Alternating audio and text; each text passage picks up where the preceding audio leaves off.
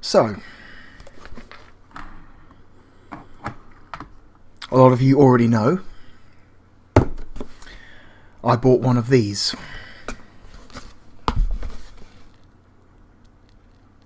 It was far too much money, but I bought one anyway. And I've been messing around with it for a day or two. And I'd like to say I am quite underwhelmed.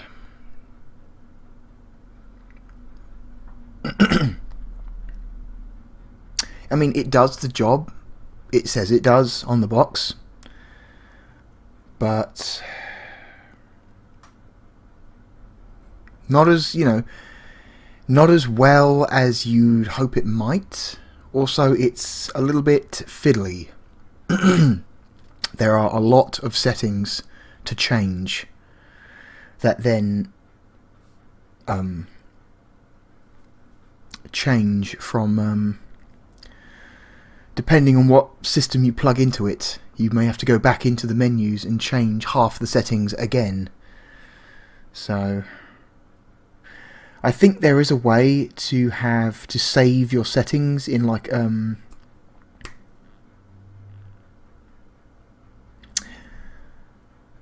to like a what's the term? A template? No, not a template. You know what I mean though, right? Like a series of settings and options checked a certain way, attached to a single check switch. There is a way to do that. Profiles, that's it. You can set up a certain number of profiles, which I haven't figured out how to do yet. So you could have like profile 1, you change all the settings for like the Mega Drive. Profile 2, you change all the settings for the best results with a Super Nintendo. Profile 3, you change all the settings for best results with something else. But not sure how to do that just yet. This thing will take component, it will take composite, it will take S-video, it will take RGB, both types of RGB, both types of RGB SCART. The European standard and the Japanese standard. It accepts a wide variety of resolutions.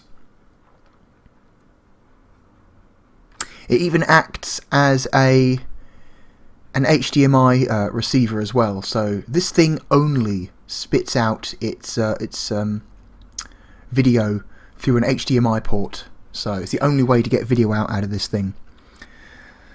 So as a result, if you've got this thing plugged into the back of your TV, it will straight up take up one of the precious HDMI ports on the back, which for some reason most TVs still have only 2 or 3.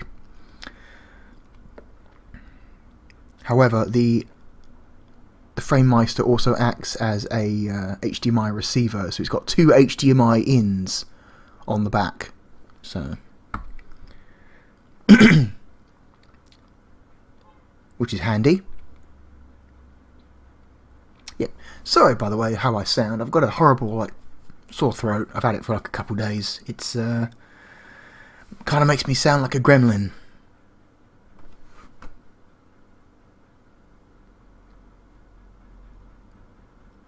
But yeah, let's fuck around with this, shall we? Oh my goodness. How pleasant.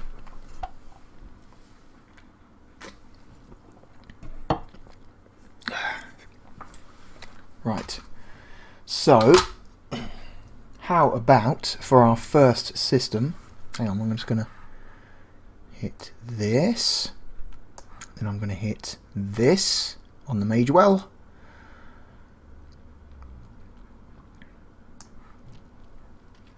I'm going to say first of all right now, if you need a way to make old games look good on new televisions. The Framemeister and other devices like it are unmatched. They are really good at that. If you have a new television that is really fucking bad at upscaling SD signals, if you're looking for something that helps you to convert an old analog signal so you can capture it on a PC for streaming or YouTube, there are better options out there. Do not buy this just to capture footage for YouTube. There are far cheaper alternatives that do the job nearly as good. I will talk to you about that later. So, where's this plug gone? Okay.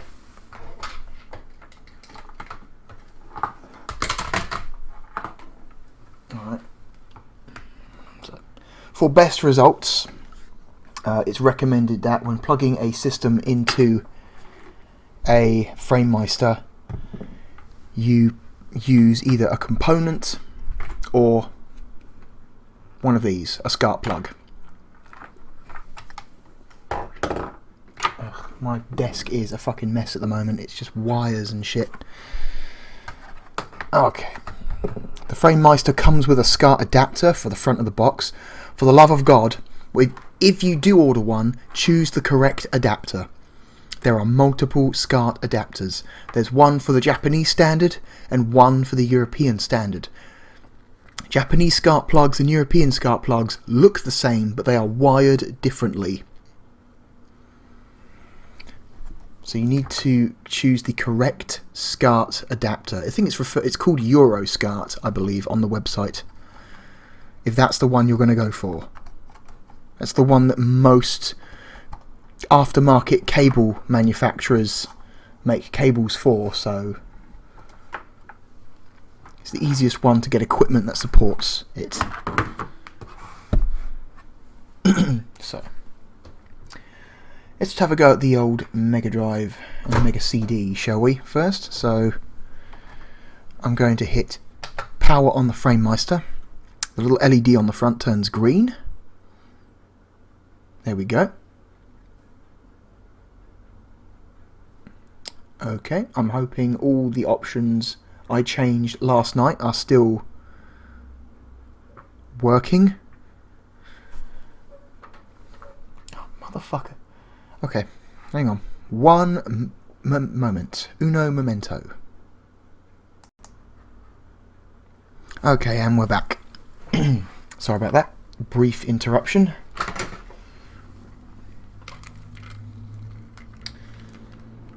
So, as I was saying, for best results you need to use as higher quality input as you possibly can, which changes depending on the console.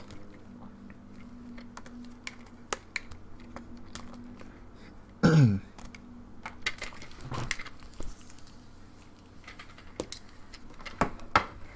on, I'll plug my cheap aftermarket Chinese 6-button controller in here. Okay. I'm going to hit on.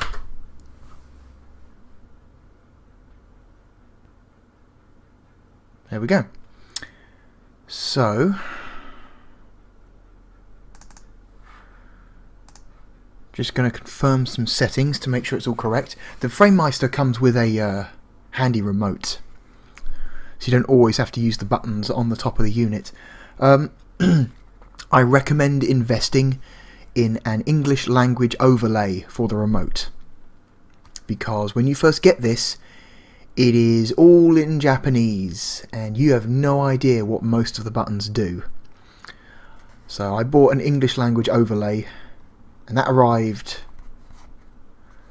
about a week before the Framemeister did. And it just slots on over the top of the remote, which is handy. Okay, it looks pretty sharp already, but I'm just going to check. Okay. HDMI outputs.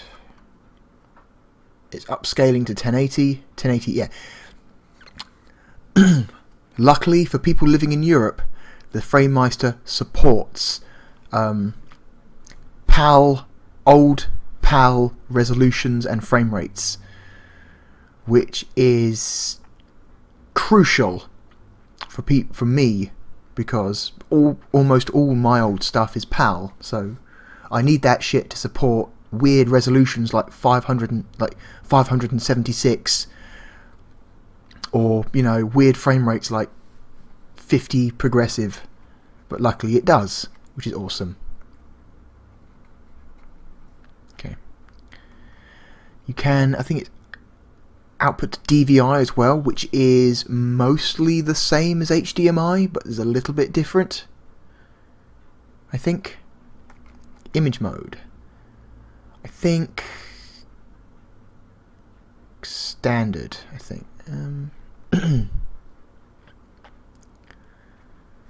So each image mode subtly changes the way the scaler treats the image.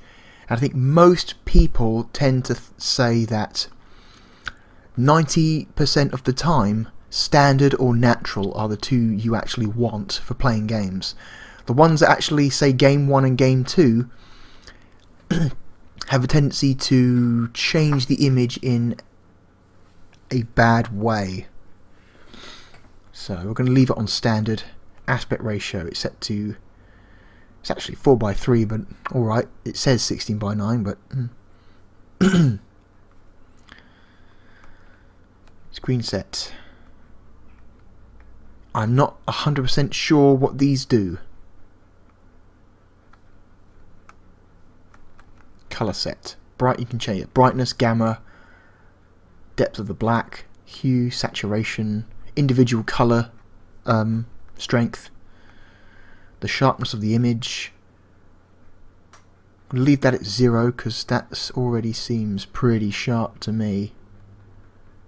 That seems like something you'd use if you're using a lower quality video input, like an S-video or a composite, maybe.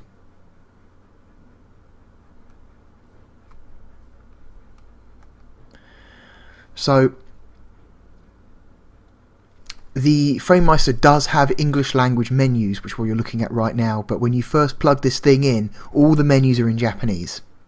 So you have to kind of go through the menu and then find the the language option, which is buried deeper than I would have liked. Honestly, that language option should be like on the very, very like top level menu, which is what I would have preferred, but maybe I understand why it's not. Zoom set, zoom size, so overscan, so you can get some minor adjustments there. Sync, horizontal polarity, vertical polarity, sync mode.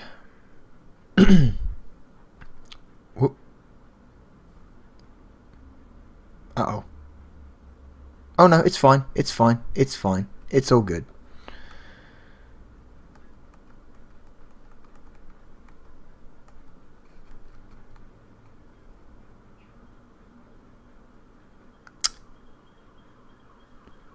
Not quite sure what that is.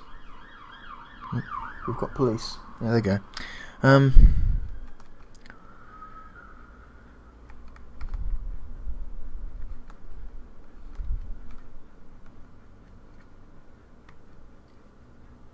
Okay.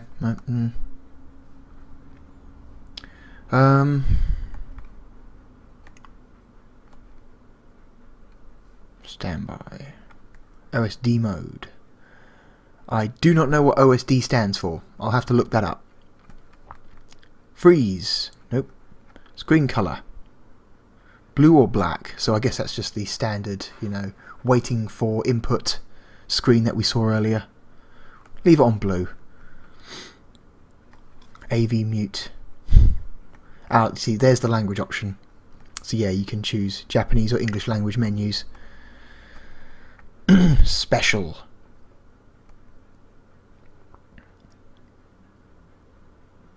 Not sure what A/D stands for. Still, we can add complete garbage like scan lines, which look like shit. I hate artificial scan lines. That stuff is gross. We can't change that setting with this style of input.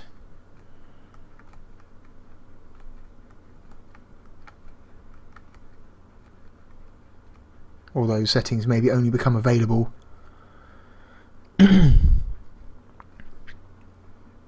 when scan lines are on, perhaps. See, what's the overlay? Point, width, color.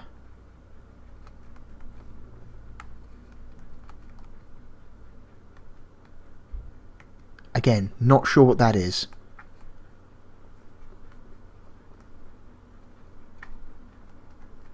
Let's have a quick look. H.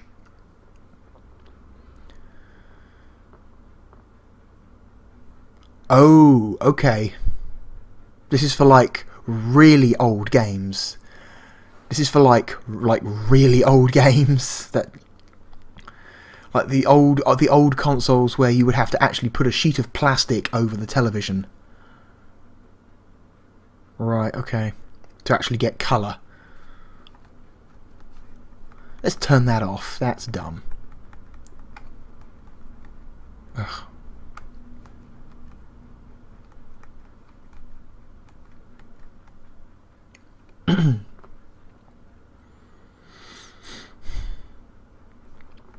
Okay.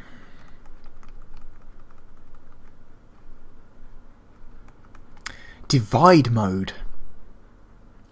Nope, no idea. Special position. Nope, no idea. Retro mode. Oh, this. I think this basically just. This kind of makes your TV look a bit more like a CRT by darkening the edges. As you can see there, the sides of the screen go dark because it's trying to replicate a CRT. How adorable. Off. Turn that shit off. All that artificial CRT filter / scanline garbage is poison. Turn it off. Either get a real CRT or turn it off. Color invert. Who the hell would want this? What is this for? Data. So yeah, this is where you could have like preset settings, so you could save multiple presets of settings for different systems you plug in, so you don't have to spend ages going through every option making it perfect again. CPU update.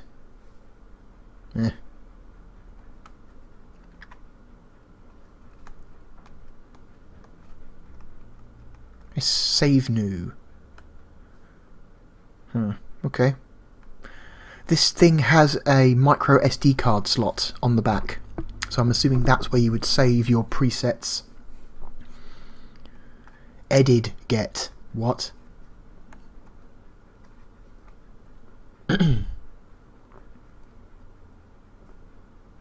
Reset. No, we don't want to reset. Status. It is taking a 288 progressive signal and spitting it out at 1080 progressive. Okay. That's, yeah, I knew that what that was doing. Full status. Input RGB dot 288 progressive. It's not actually 69 Hertz. It's actually like if I open up the Magewell properties here, input, it says right there 50 Hertz.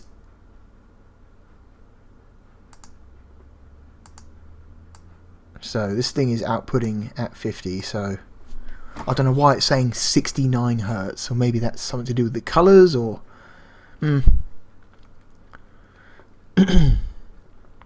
48 kilohertz audio. Yeah, see, output.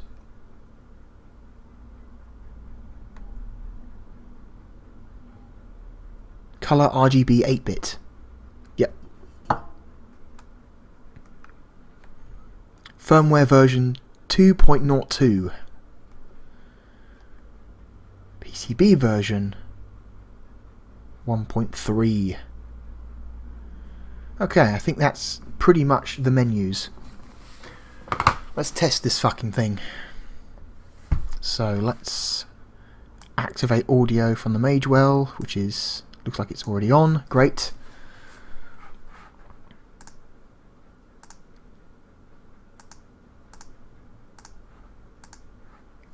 Okay. Let's go to the 240p test suite, which is a free program you can download from Junker HQ to help you optimize your video quality. Here's a cute little chibi version of Gillian Seed from Snatcher on the right there.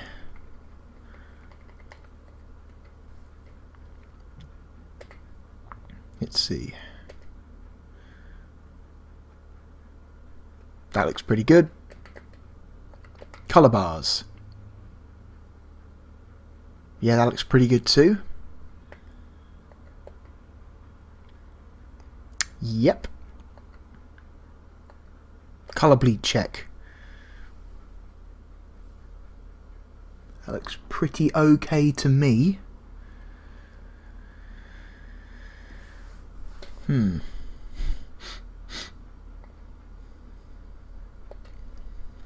Resolution grid. Yep, we are getting the whole image, nothing is getting cut off.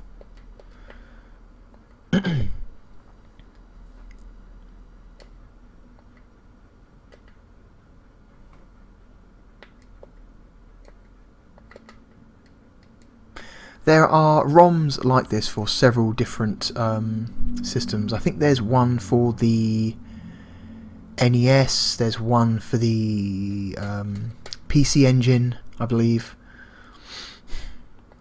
I think there's a couple more as well you can download for free if you have a means of running unlicensed ROMs on your hardware, that is. Luckily I have a flash cart, so I can do it for the Mega Drive.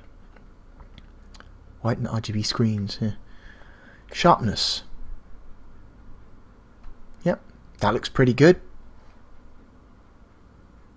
That single pixel, those single pixel wide bars in that center piece there are clearly visible and clearly defined, which is good.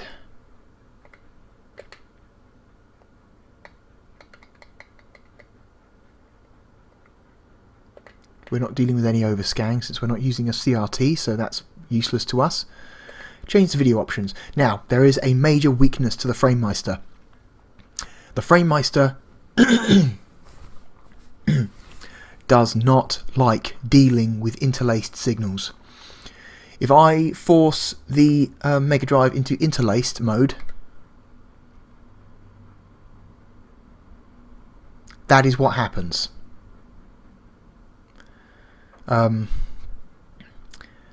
Framemeister and interlaced video, not good bedfellows. So that is an extra reason why I say if you just want to capture video for streaming or YouTube, the Framemeister is maybe not the one to go for. It's fucking crazy expensive. It's maybe unnecessary, since if you already have a high quality video capture card like I do, like the Magewell which I'm using, which has been pretty damn good ever since I got it, maybe you don't need the Framemeister. Also, the Framemeister doesn't like, just straight up does not like interlaced video, like forced interlaced, like interlaced input.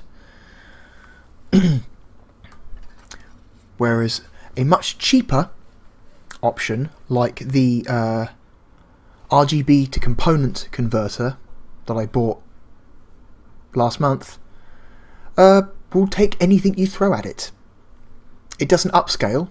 Whatever resolution you pump into this thing, it will pump out the same resolution at the back, but it changes the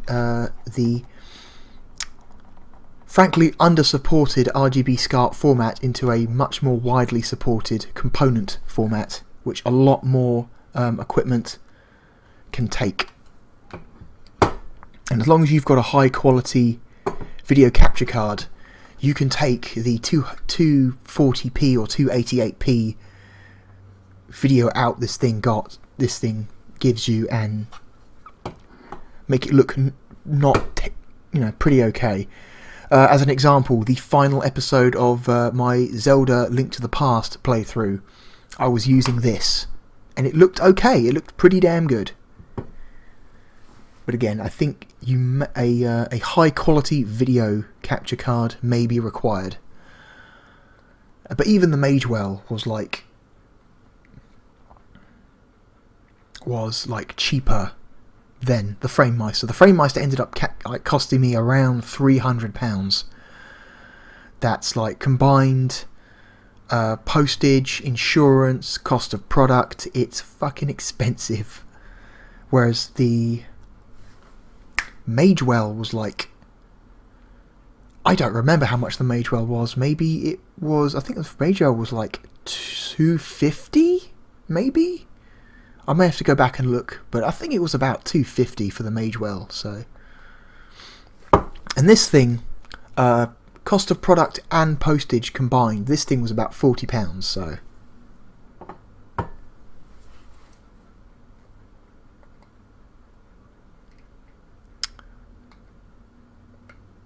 that just looks better. That's just like, yo, hey,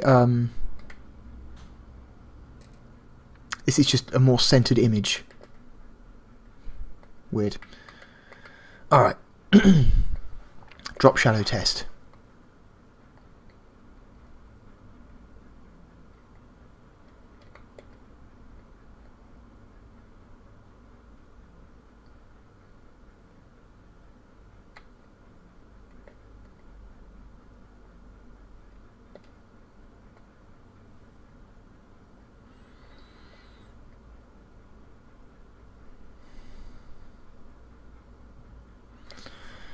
Hang on a second.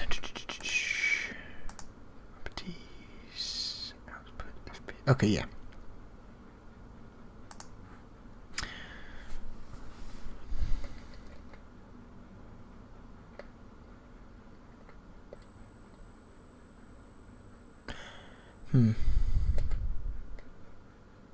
Major. Shadow on off frames, shadow on even frames. Just hammer that, give it an uneven shadow. A striped sprite test. I will say that it doesn't seem the scaling on the vertical pixels doesn't seem to be super even. Like if you notice here, if I position the striped sprite over a white spot, you notice some of the lines are thinner than some of the others. It's not one-to-one scaling, it appears. It's close to one-to-one scaling, but you'll notice if you go over certain parts of the image, some of the lines become thinner or thicker than the others, like noticeably. I'm sure in the middle of a game, when the whole screen is lots and lots of colours and everything's moving, you will not notice. But in this situation right here, where it's just plain black lines over a plain white background, you notice the difference in thickness. It's like that's less than perfect one-to-one scaling. It might just be, it's only a theory, it might just be because this is a PAL input, and PAL systems output a video signal with a higher vertical resolution due to the extra overscan. That might be causing this, but I don't actually know for sure. So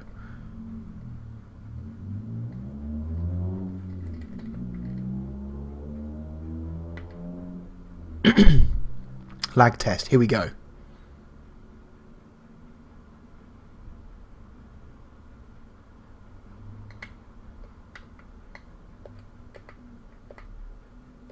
So it's using every single frame there.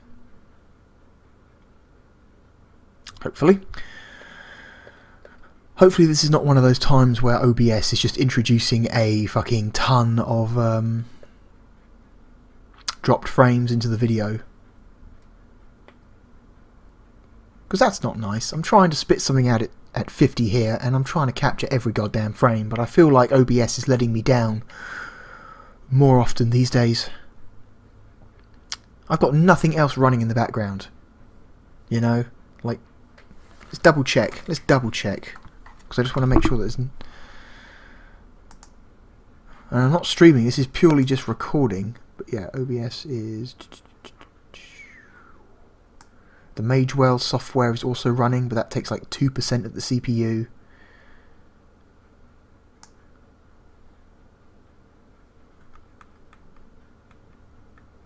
Yep, Chrome is not running because Chrome is a system hog. I made sure that's not running, so...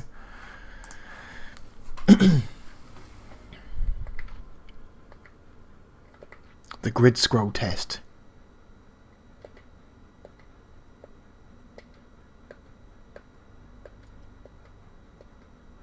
That's pretty cool. See, horizontal stripes. Here we go. It's much more visible here. Those stripes are not even. Some of them are visibly thinner than others. But again, I think that might be because of the PAL video input. So the extra vertical resolution is causing problems for the Framemeister, I think. But again, in the middle of a game, you probably won't notice. Checkerboards. That seems mostly okay.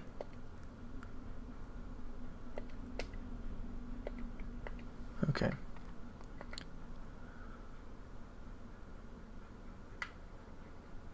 Okay, the manual lag test. This is what I want. So this will tell us exactly how much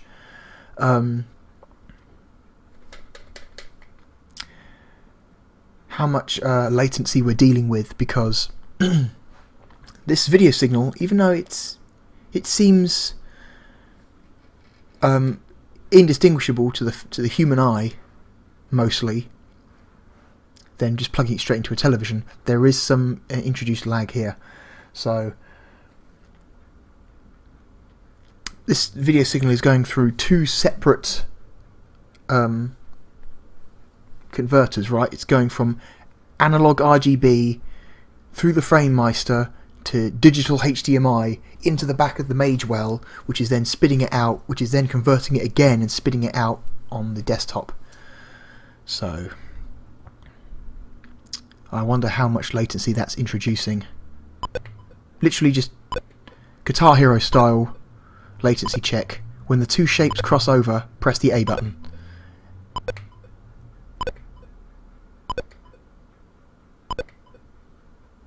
Okay. About 50 milliseconds. So 3 frames. Due to the simplicity of the innards, this thing, when I plug this thing in, the average latency is only 2 frames. So decreased latency when using the cheaper RGB to component converter. So again, another reason why you would choose this over the Framemeister if all you wanted to do was capture footage for videos.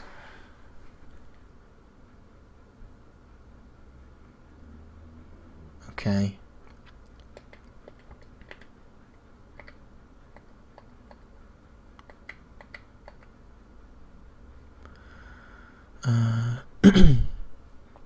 Sound test. Left channel, that's correct. Right channel, that is correct.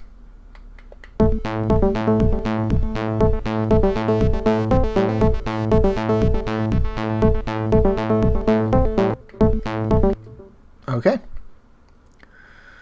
Audio sync is not really something we can use, and we've already seen video options. So yeah, this thing seems to be pretty okay. There's a little bit of weirdness when dealing with the vertical resolution and looking at lots and lots of horizontal lines. positioned close together. But again, like I said, I think in the middle of a game, when everything's moving, and as long as there's not a lot of contrast between foreground and background objects, you probably won't notice that at all. Alright, let's get out of here. Let's actually play something on this thing, shall we?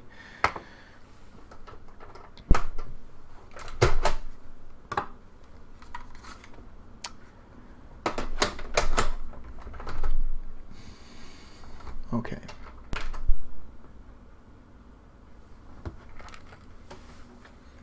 This is a game called The Second Samurai from Psygnosis that I am quite smitten with. It is a ridiculous game, but in a good way.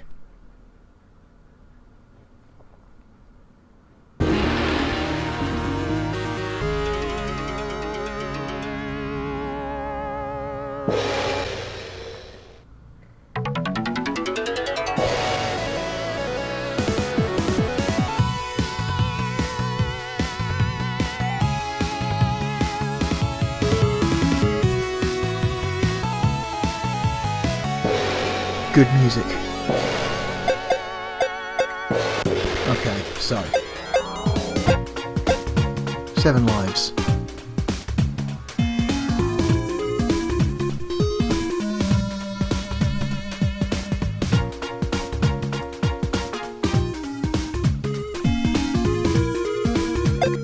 Difficulty. It defaults to easy, so woman at back, but we're not playing 2-player, so she's not on the screen anyway. Alright, destroy the blue urns to free souls. Hit the brown urns to set a checkpoint. Apples and chickens restore your life. You can pick up throwing knives. You need to collect the souls in order to drop the energy barriers blocking your path.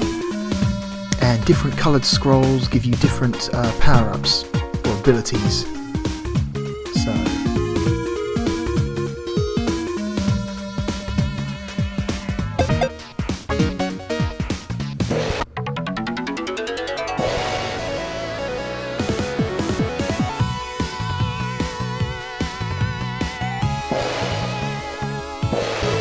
alright, let's do this.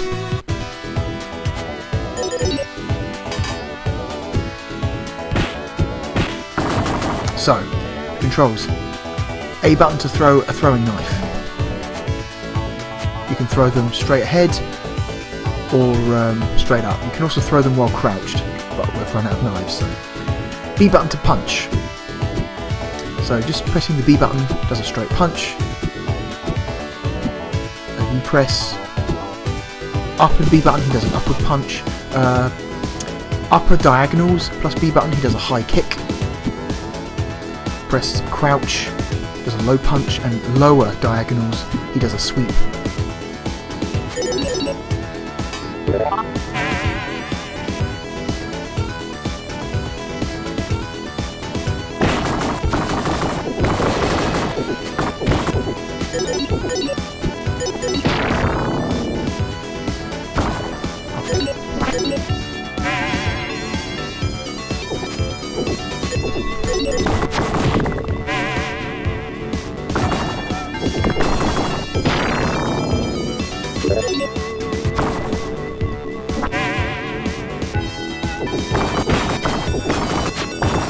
I don't know why this so-called samurai is fighting cavemen and gorillas. He just is, okay? He just is. I'm going to lower the volume a little bit. That seems better.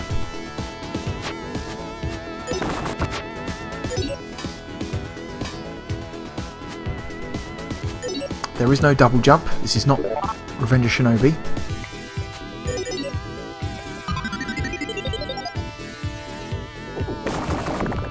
Okay, so lots of people who play this game miss this rock, this very, very important rock here. Don't walk past it, you've got to hit it with the sword.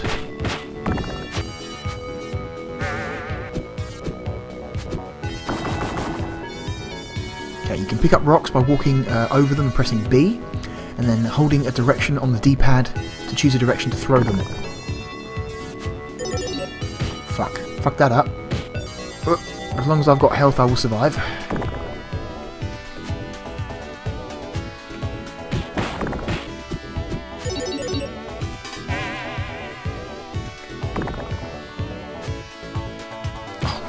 Fuck off.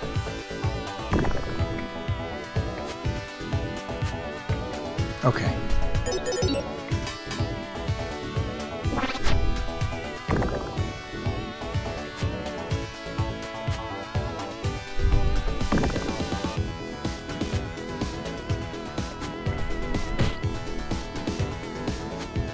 Okay.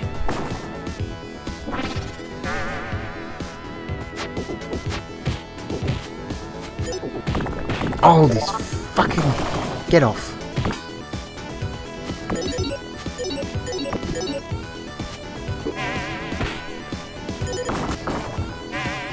Ah. Okay. We gathered enough blue urns. Oh, motherfucker.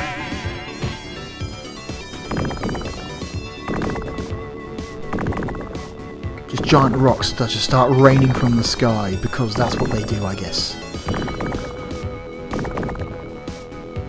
Okay.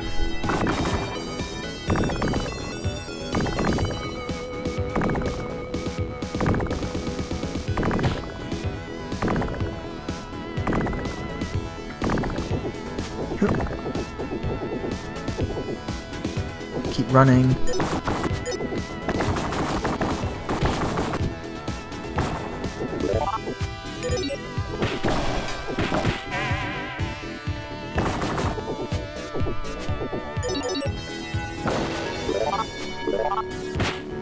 Oop, got another giant rock in the ground. First, let's grab this chicken over here.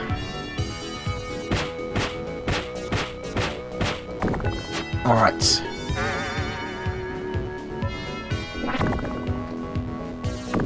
Oh, okay.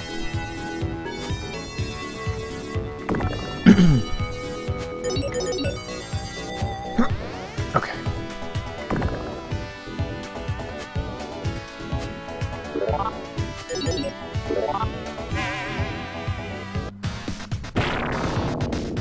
Alright, dragons. You throw rocks at the dragons.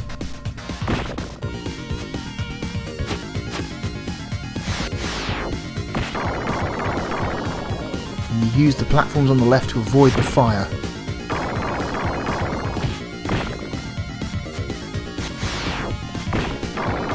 Whoop.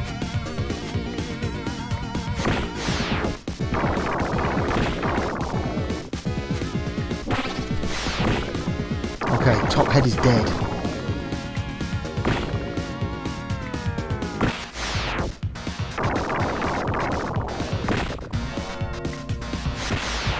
That middle head's gonna go soon, it has to. Yeah, suck it, middle head. Now it's lower head's turn.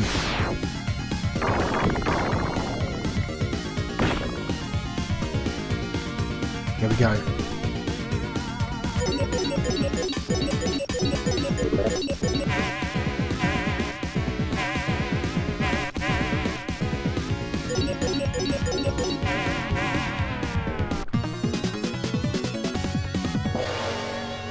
That's the first level of Second Samurai.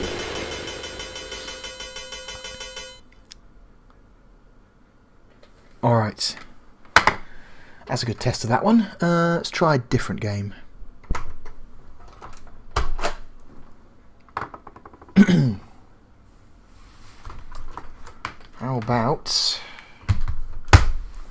How about some F-15 Strike Eagle 2.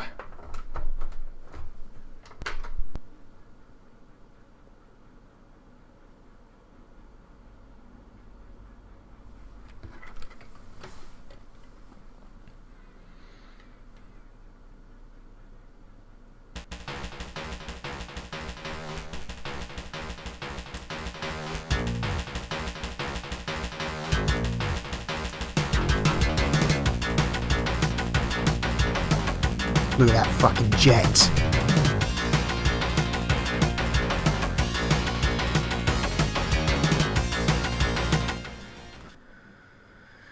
See, sound test. Up and away, okay. A, select target. B, select weapon. C, fire. Super simple.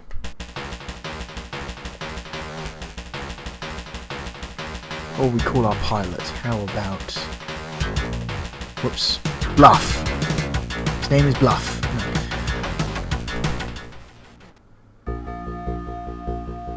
So we've got rookie, pilot, veteran, ace. I like how as you pick a harder difficulty, both the pilot's mustache grows and his helmet gets increasingly more fucked up. Let's just go with rookie. So we've got 6 campaigns: Libya, the Gulf, Vietnam, the Middle East, Nordkap, I don't know what that is, or I guess Soviet-occupied Europe. Libya. So, mission briefing. Take off from runway. Primary target. Secondary targets. Just a boat at Alabaya. Camp at Alabaya. Okay. The maps in these games are huge. Like, you can fly all the way around that map if you wanted to. You're not limited to the area where the little letters and numbers are. Like, you can fly over that entire map. It's giant. But you only need to stay in a particular spot, so...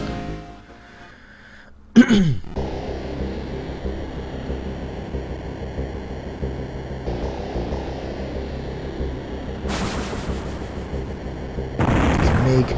Fuck that MiG. There's the pilot.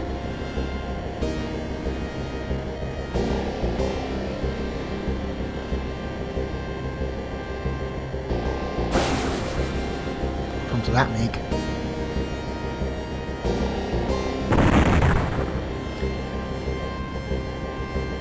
We want to take down as many of these MiGs as possible.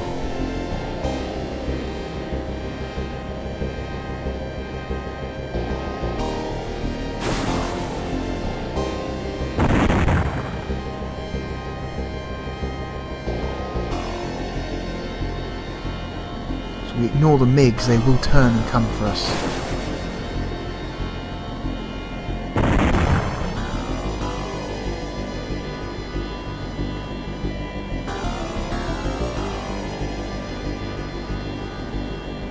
Little arrow, little yellow arrow at the top of the screen is telling us what direction.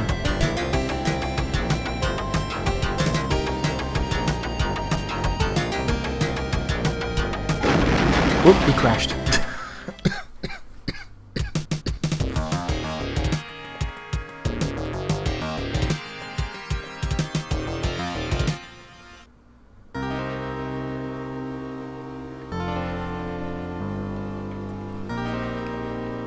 Let's try that again.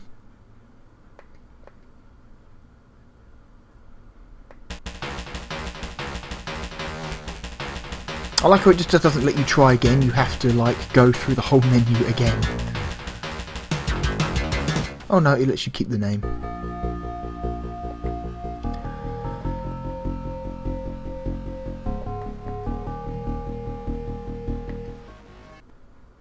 Okay.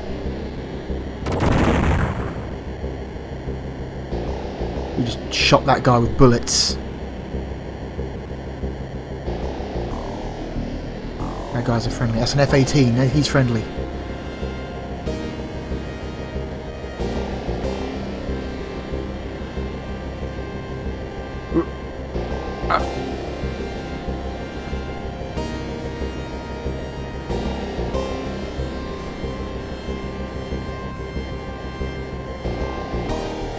That guy's not a friendly.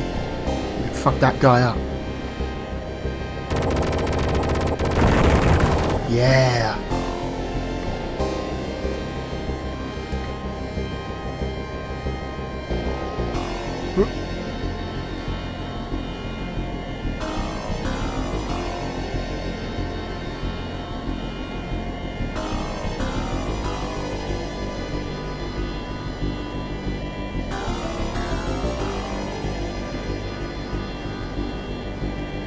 I'm pretty sure the number on the left is your airspeed, the number on the right is your altitude. So 8,000 feet and climbing.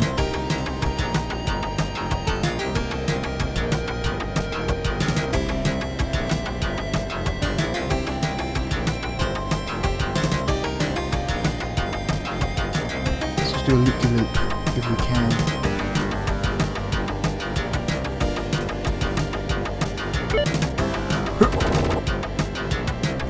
Home, don't shoot that. Oh god.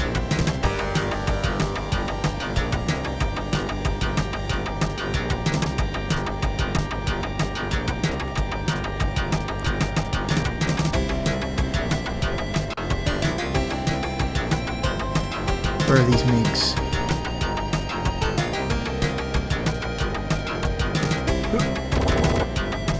Nope.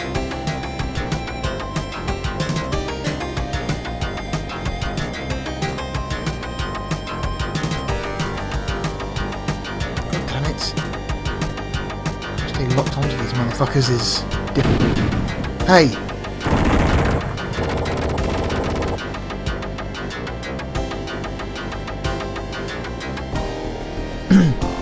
Got ourselves a dogfight here.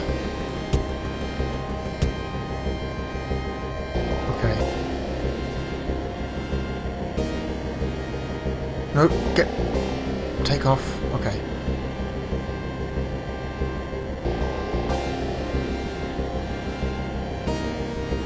He's there, but he's also turning. Ah! Where am I even going?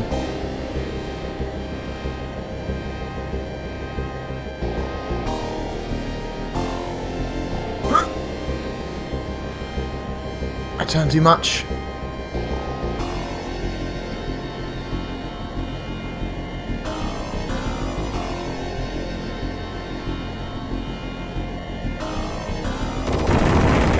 Yeah, suck it. Got two of them. That guy's leaving himself open like mad. There he is. Oh god, stop! This plane steers like a boat.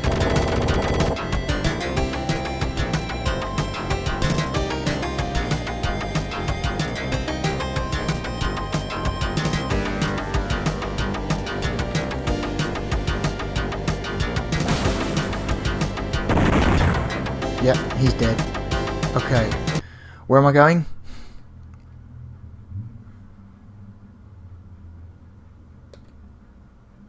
C map. I want to go south. Okay.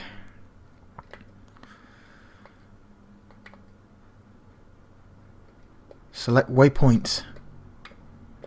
Primary. Or we can eject. Scenery detail. Huh. High. Make the frame rate really shitty. That's an interesting option. So,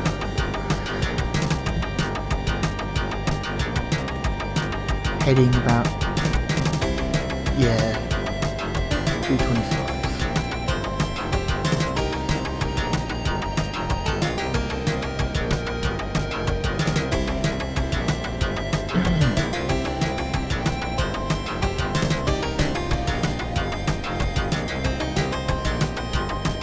That's our primary objective.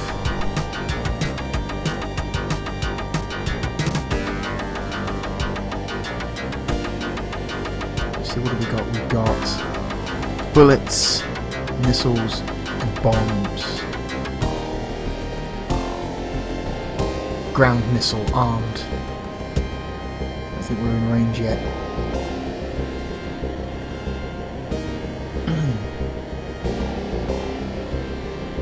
It's 45 kilometers away.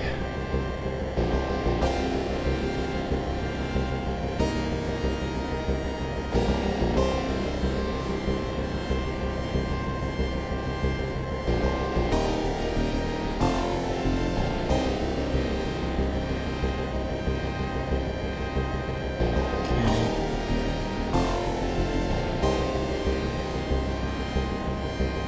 20 kilometers.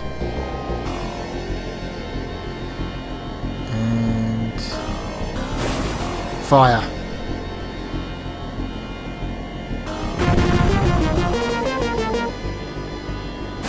We've got another one.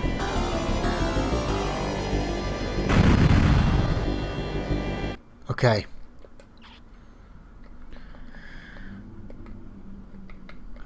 Select waypoint. Secondary.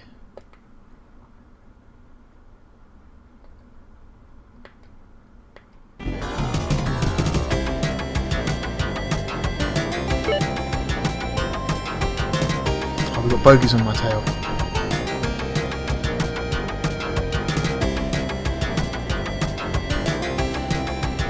MiG-23s. MiG-23s.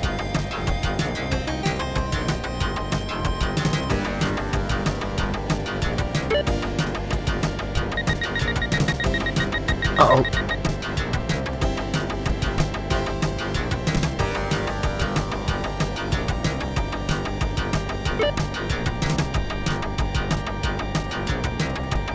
Huh.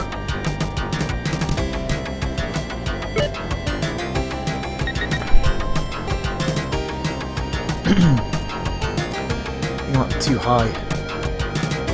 Everything's flying lower than me. No, pull up, you shit.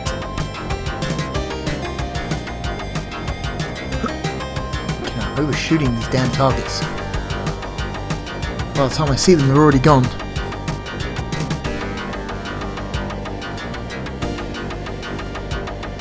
Where?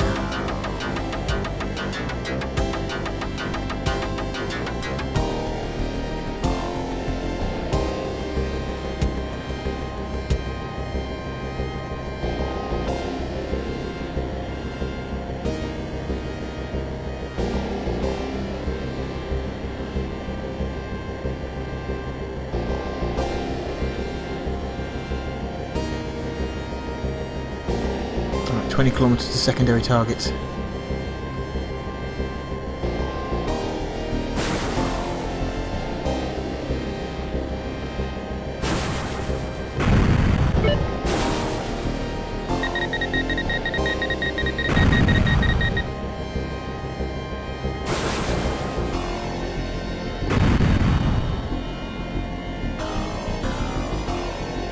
Okay.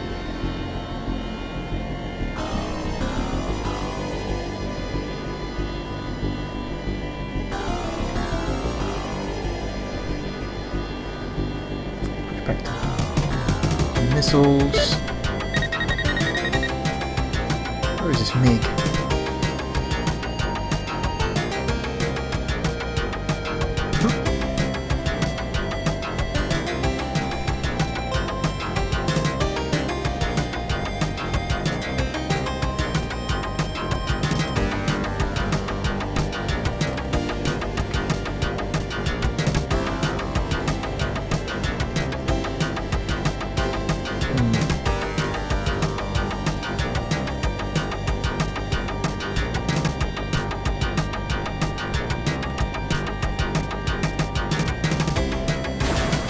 Fire that shit.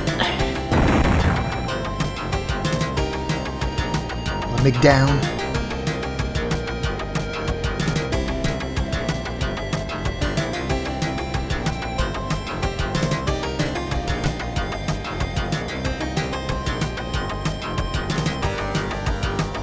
Nope.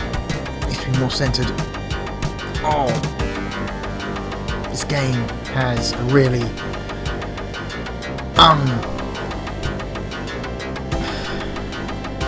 just oh no, left.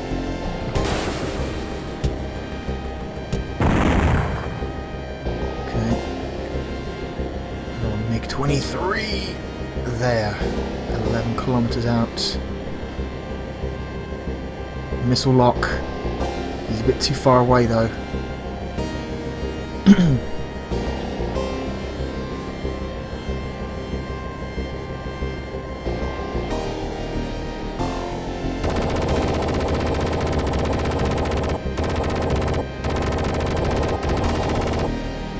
Far away from bullets.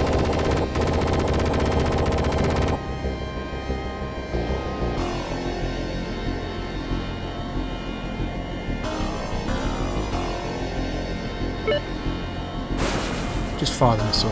Okay. Got him. What else are we looking at here?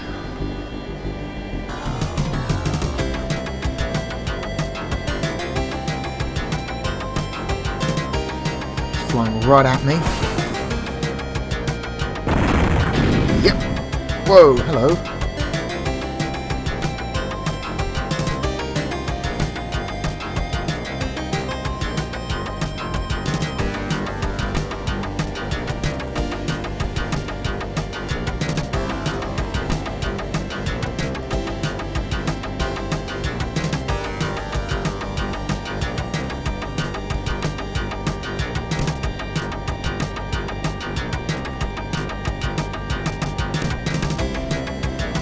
I don't think there are any others. Okay, select waypoints.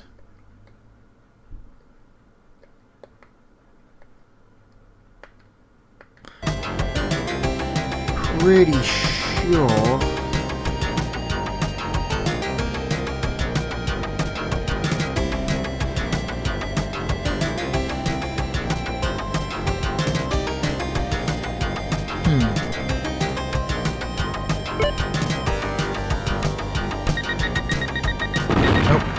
Oh yeah.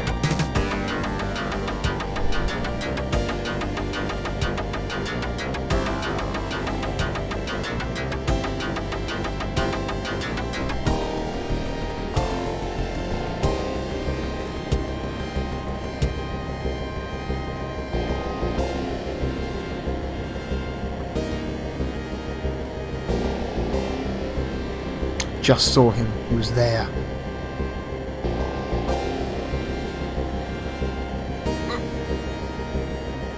Where? Missed him. There he is. You shit. 8 kilometers. I got missile lock. Why won't it fire? Okay, there it goes.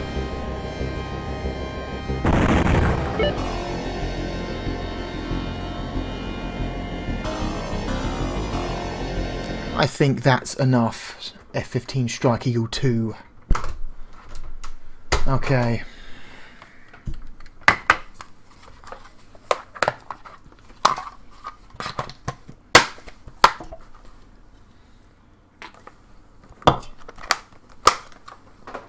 Okay. What do we got? Whoop. That was lucky. How about we try the Mega CD?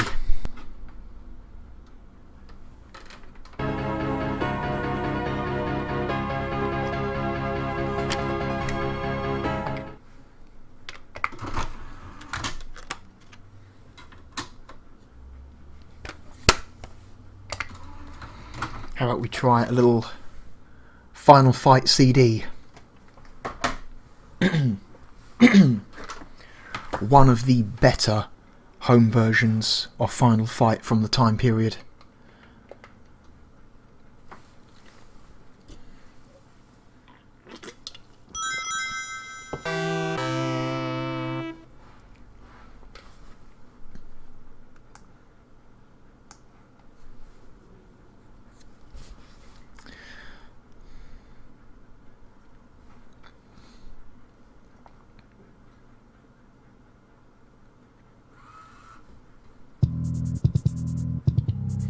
I'll turn the volume up. Metro City, a well-known crime capital, has been ruled by violence and death for many years. A fact which the newly elected mayor and former street fighter Mike Hager plans to change. At the center of the problem is the huge gang known as Mad Gear. Mad Gear controls all of the major criminal activity in the city. When they learned of Hager's plans, they took immediate action to bring this new mayor under their control. Sometime in 1992. Hello, Mike Hager here. Hehehe, Mr. Haggard. So pleased to make your acquaintance. I believe you know who I am. Don't hang up. We have a little business proposition for you. Your daughter for your cooperation. And we'll throw in the regular monthly bonus to your salary we offered before. What? What happened to Jessica? Who is this? Not so fast, Mike. Turn on your TV.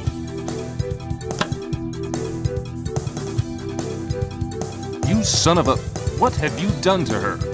Nothing yet, but we'd enjoy the opportunity.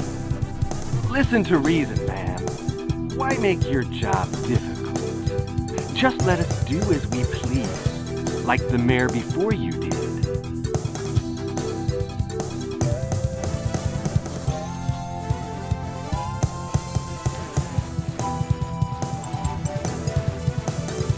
Guy, Jessica was kidnapped.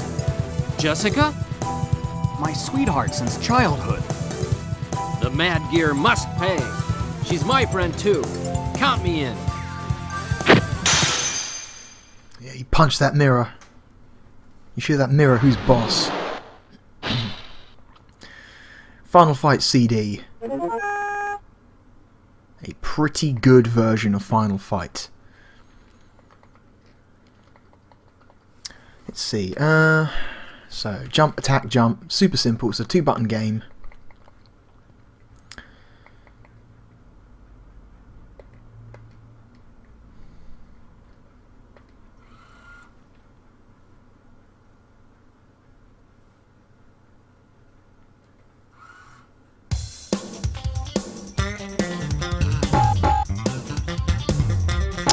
There's only one choice, really. Come on, there's only one.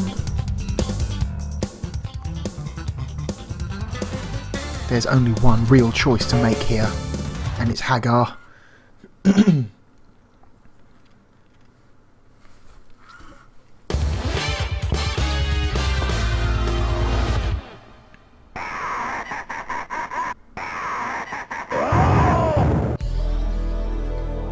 Fuck those barrels.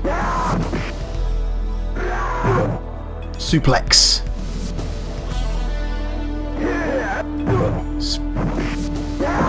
Spinning powerbomb.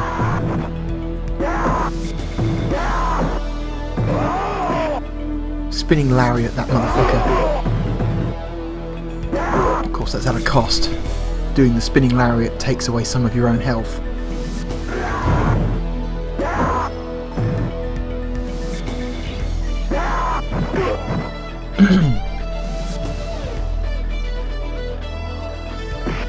This version of the game has a pretty great remix soundtrack that is exclusive to this version. I don't think this version of the soundtrack was used in any other version of the game.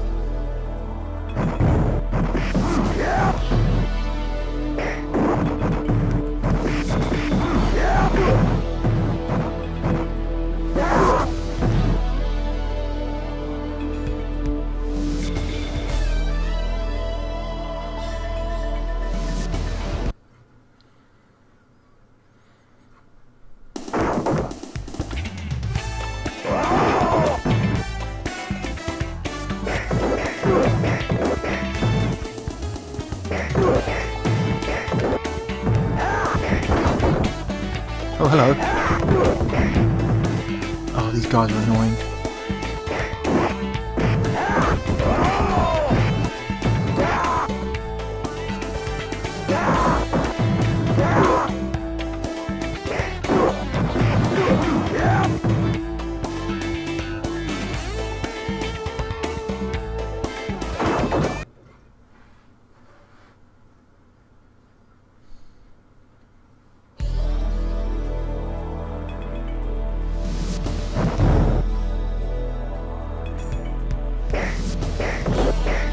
I will say, I think the animation for the pipe is out of sync with the rest of Hagar. Because if you look, if I just constantly throw the pipe, just constantly swing the pipe like that, you'll notice the pipe is usually like a couple of frames behind the rest of Hagar's sprite, which is a bit weird.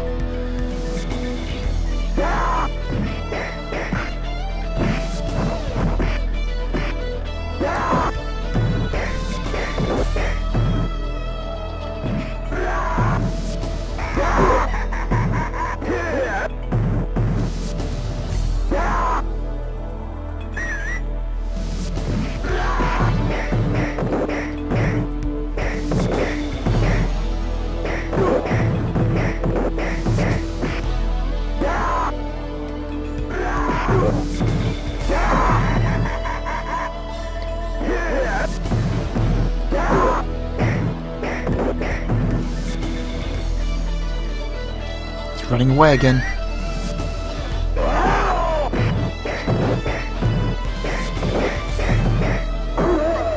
Fuck.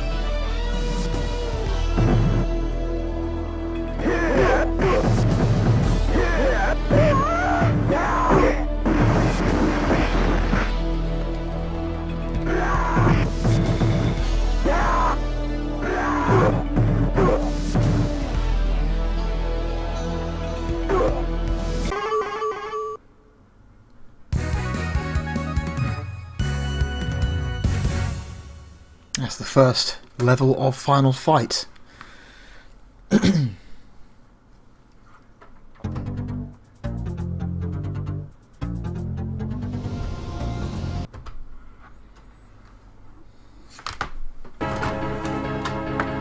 Alright, switch the game. One more Mega CD game, then maybe we'll think about swapping the system.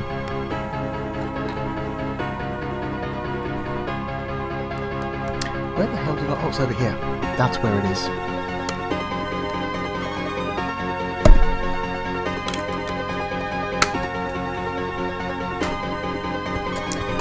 Okay. Nope.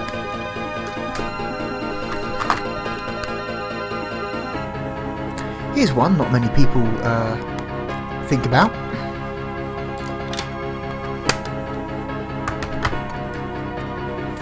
This is a substandard platformer called... This is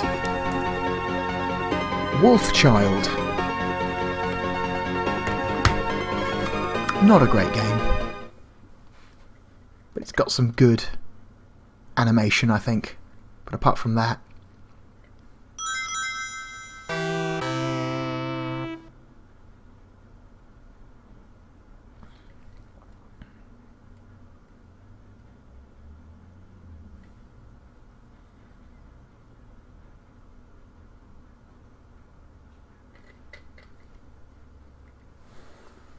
I think this is a core design. Yep.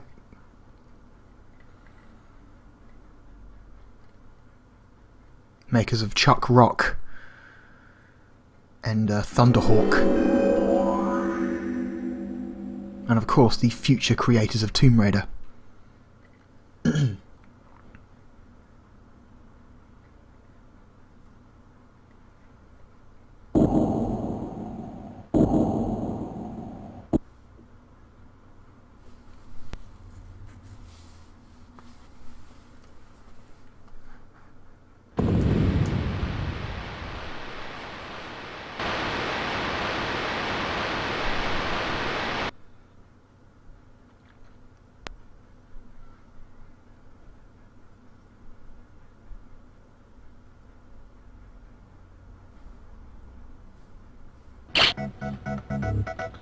Good evening, this is Max Schneider bringing you Core News Live. News just in, Nobel scientist Cal Morrow has been kidnapped in an attack which resulted in the brutal murder of his wife and eldest son. Oh, core news. Ha! I just noticed It is suspected that Carl Drax and the Chimera terrorist organization were behind the abduction. It's also believed that Chimera want Morrow for his knowledge of biogenetic weapons. When approached earlier today, Morrow's surviving son Saul refused to give comment.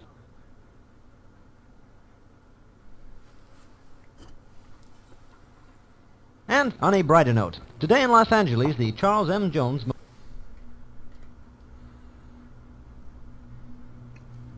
He's got Ken eyebrows. Either he dyes his eyebrows black or he bleaches his hair blonde.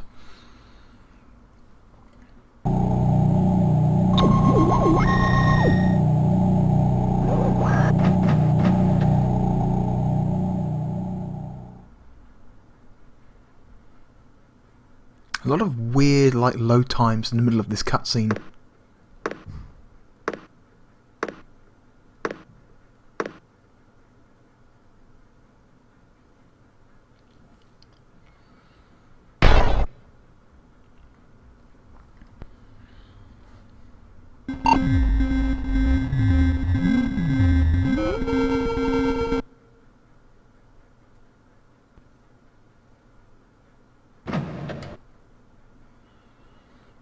Jesus.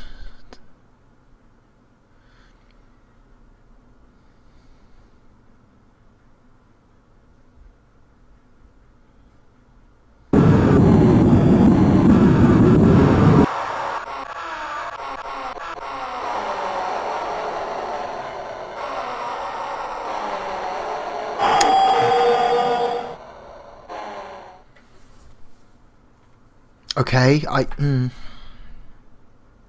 not quite sure why that would be a good idea to do something like that to yourself, but alright, if that's what he wants to do.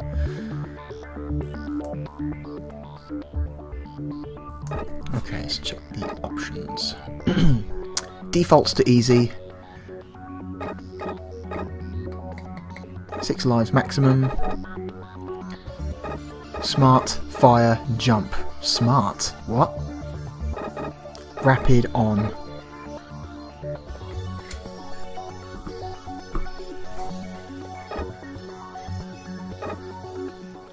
This game's not great. It's got some nice looking animation and some good looking parallax stuff, but apart from that it's kind of forgettable. Stage 1, the wolf ship.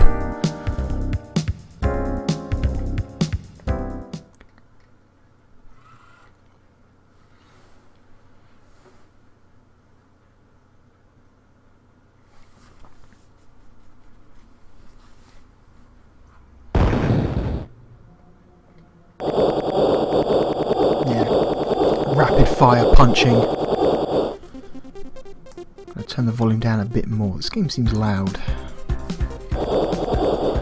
Ugh.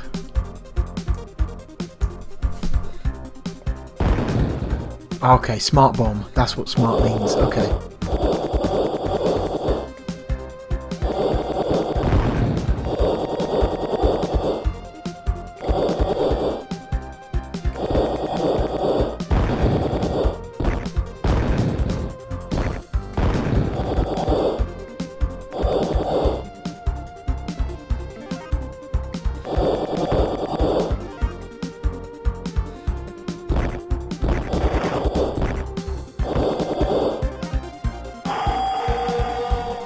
Oh shit, it's Altered Beast over here. Now I can just shoot.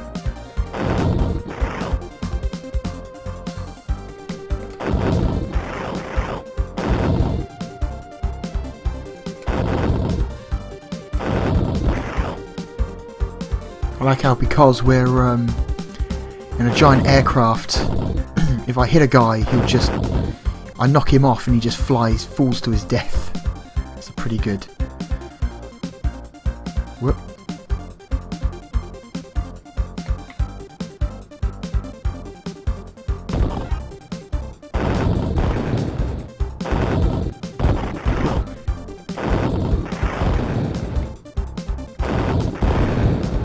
Okay.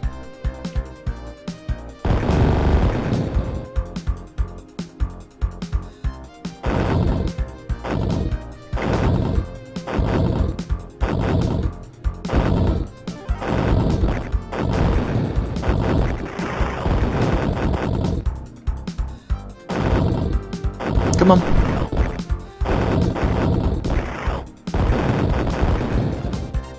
Luckily he can't destroy this box.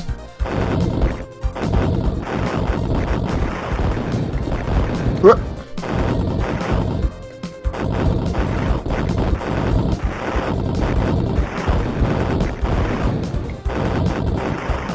This guy's taking too fucking long. There we go.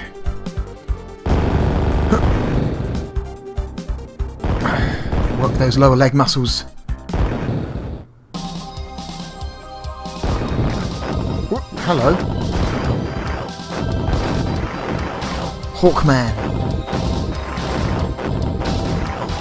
He's like some kind of furry nightmare.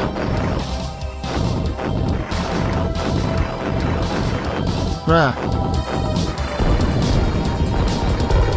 Suck it, Hawkman.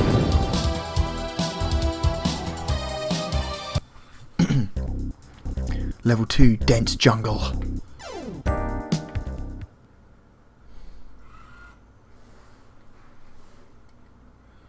Like, you see what I mean, right? This game's got some, like, decent, like, sprite animation, but the actual moment-to-moment gameplay is kind of not great.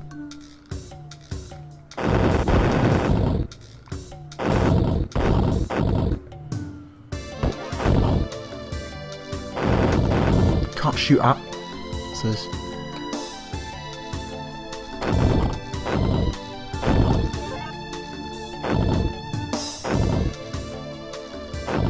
oh, we've got limited ammo.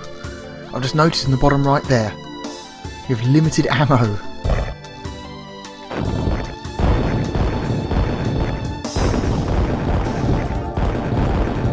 Jesus. This forest hates me.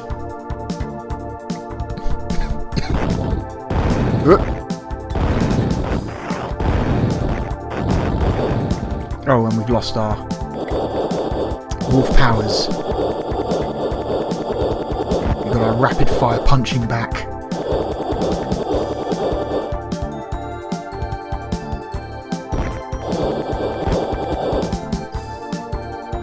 I think this game came out on a bunch of stuff. I think this game... there was a regular Mega Drive version of this. There was also a Master System, get this, a Master System version of Wolfchild. But then again, you know, the Master System was actually quite popular in Europe, so it makes sense that a European developer would continue to develop for that thing well into the mid-90s.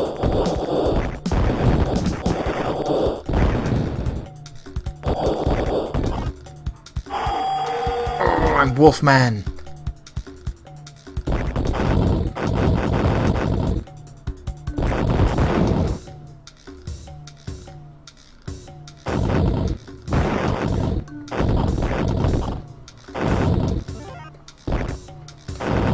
I wish I could like shoot in more directions than just straight forward.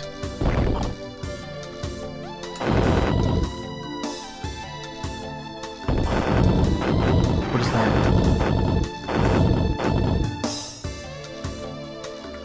Oh, that's neat.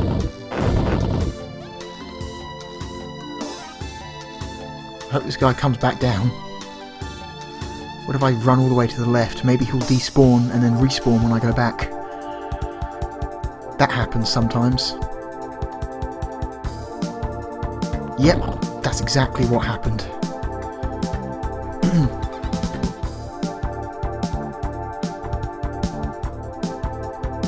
But like I said, in the test ROM, the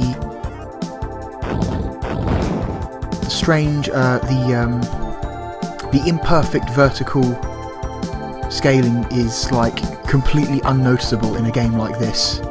See, I'm struggling to notice it at all. What's this?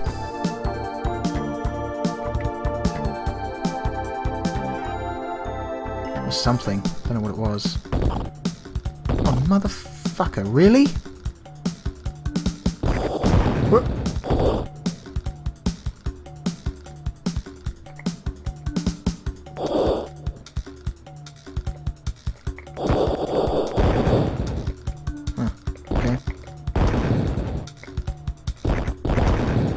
That was dumb.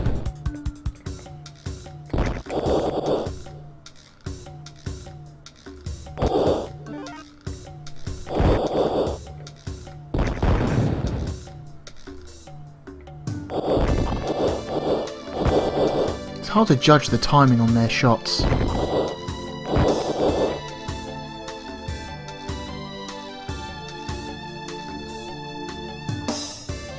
Oh, hello. That's a sneaky trick, that is. I wondered why there were two.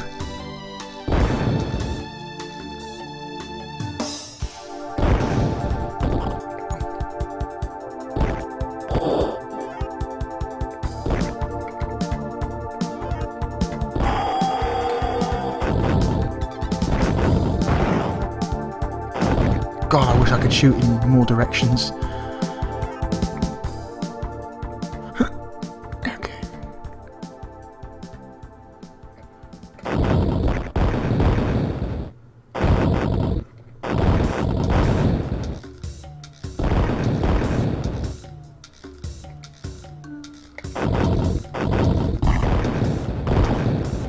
Is there really nothing in here?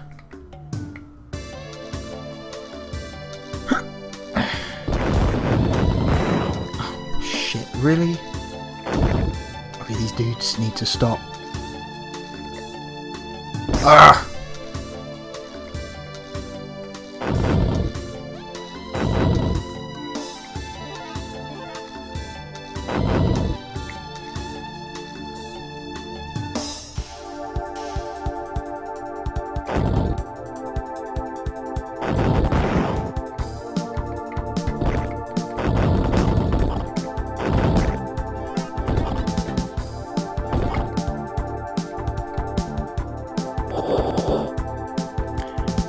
Supposed to get you. I guess I don't. Nope. There's a long level.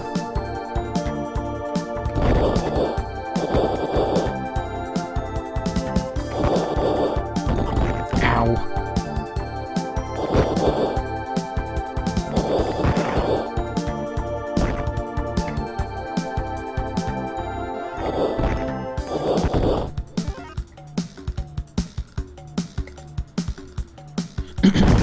Health, anyone? Okay, running this way. Yeah! Hitching a ride, uh-oh. Ugh. Tree testicles, what are they for?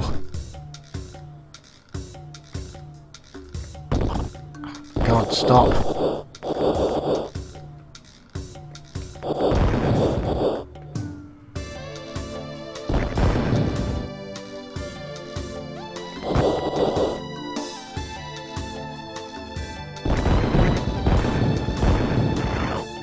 Oh, and I'm dead. I think that's enough, Wolfchild. It's not a particularly great game. There's a lot of nice, like artwork in it, but apart from that, it's like, not much fun to play. So, alright, I'm going to unplug the Mega Drive and hook up the Super Nintendo. And I will see you in just a moment.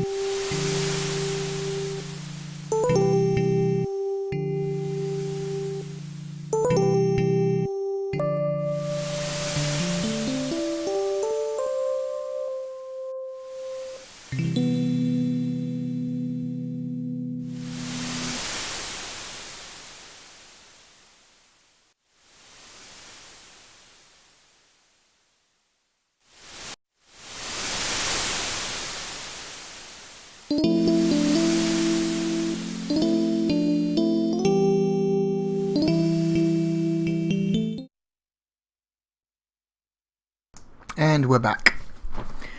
Okay, I've got the Super Nintendo plugged in over here.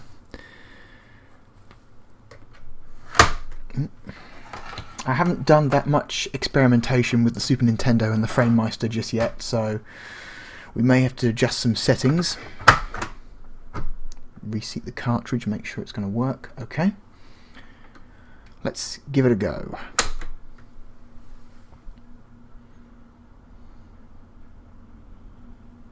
Okay.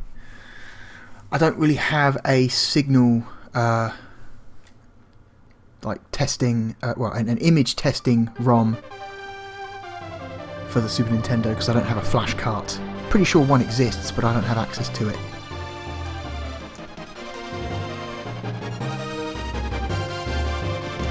So I'm going to play one of my favourite games for this system. So far it looks pretty good. Maybe there are more optimum settings for it, but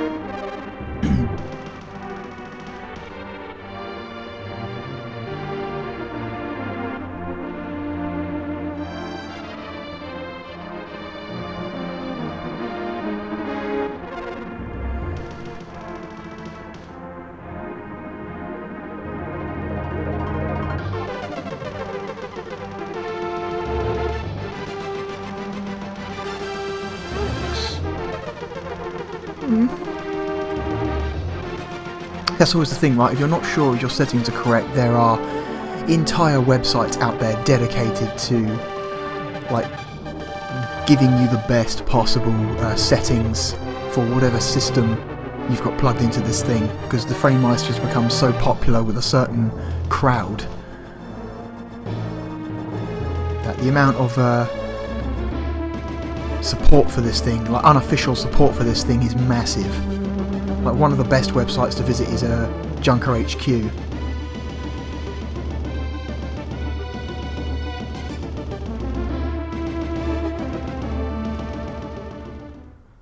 So,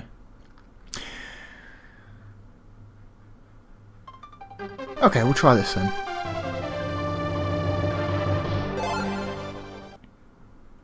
Again, the Super Nintendo is connected via RGB SCART with LumaSync, so it's a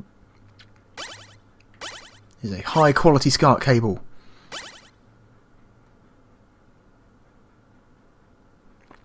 So yeah, got to refresh my memory for the controls. That man has very large feet. My goodness, it's got to be like size 12s or something. No, size 4. Like big fucking feet. God damn. See. Hold, aim, shield, weapon selection, dash, jump, shoot. Okay.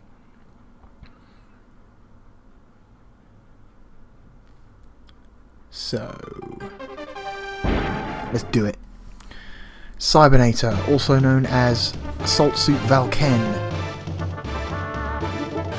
Was the spiritual, at the time, the follow-up to the game on the Mega Drive, Assault Suit Lanos, also known as Target Earth. This game is fantastic.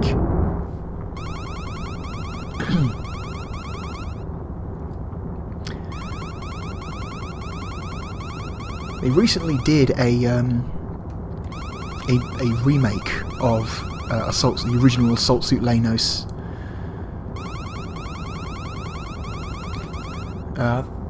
Got a physical copy of the PS4 version. That's a pretty good remake. I'm kind of hoping they will eventually maybe do a remake of Valken as well, because Assault Suit Lanos is a really good game. Valken is better. This game is fucking rad. I think I played a bunch of this on one of my Super Nintendo videos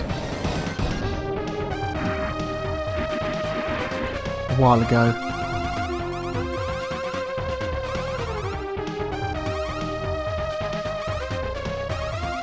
This is not the first time I've recorded myself playing this game.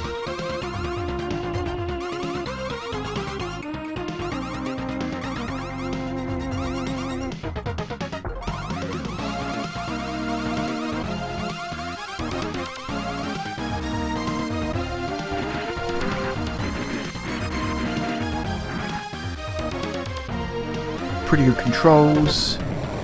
It's got environmental damage. Yeah, shoot the walls, bullets pop mark the surfaces. That's pretty great.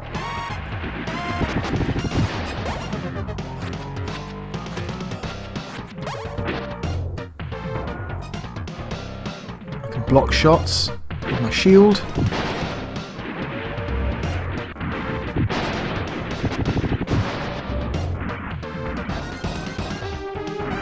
You can upgrade your weapons by picking up upgrade capsules hidden throughout the levels.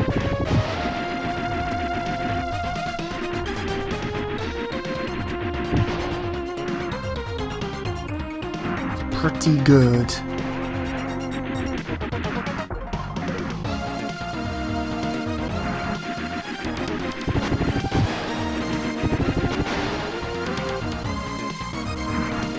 This one here, this little grey box. There we go, we need to get 3 more of those and we'll get a more powerful Valken. Which is ideal for taking down the boss of this level.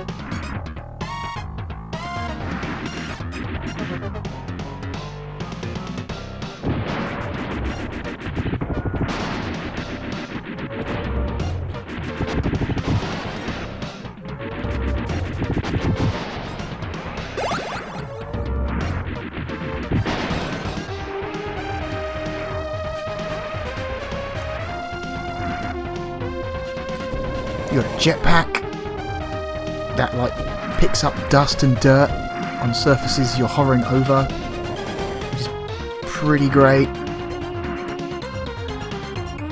This game's just got like a ton of really good details in it. It just still really impressed me.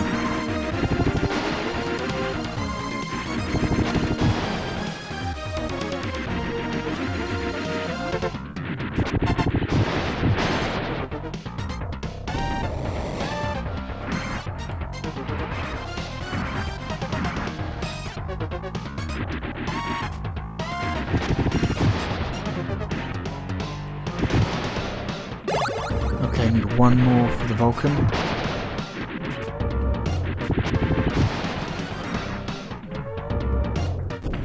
We'll go under here.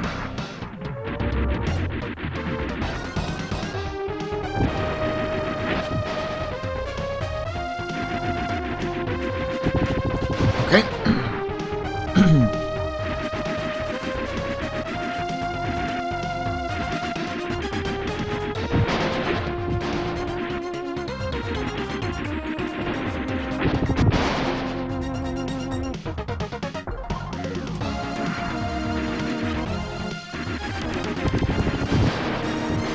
Oh shit, got a friend up there.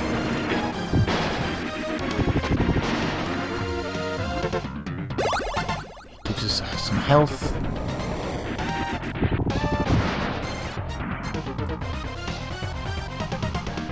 Can't fly through that platform, that's okay.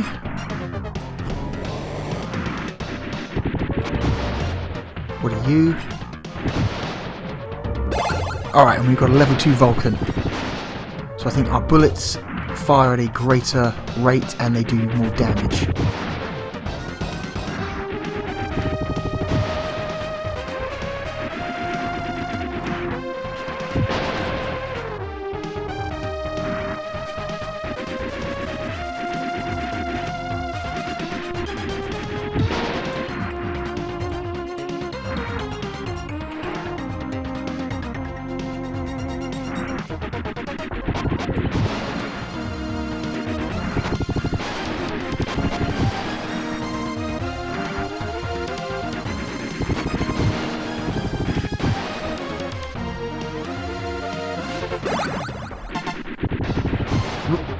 Secrets.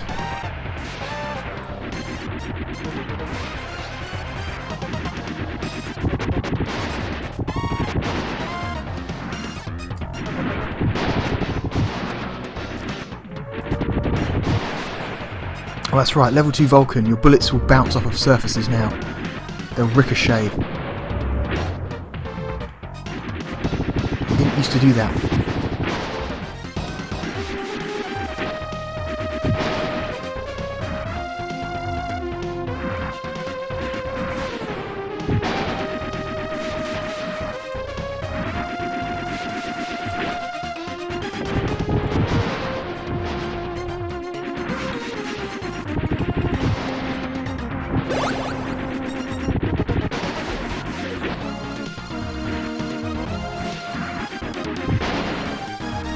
I think we've got one more power up. Yeah. I think if you're good at managing your power capsules and you know where they all are hidden in the level, there's more than enough power capsules per level to make sure you get at least one weapon upgrade every level. It's all about management.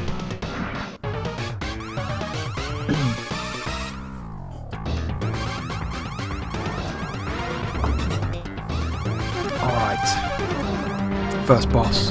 This one's a piece of cake.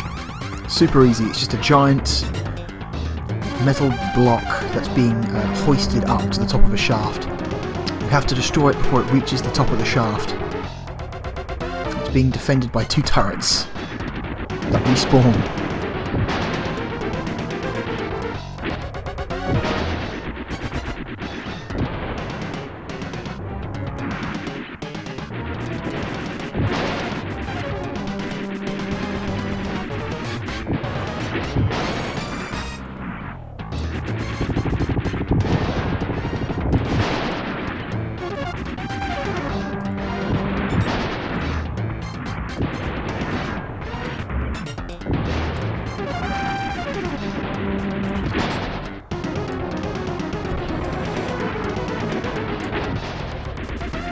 Turrets are actually a little bit annoying, but they're not that big of a deal.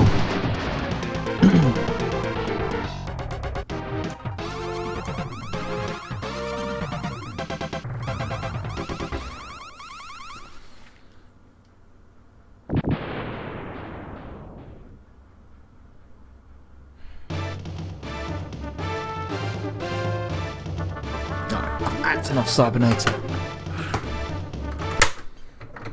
Let's move on. What next? How about some Star Wing?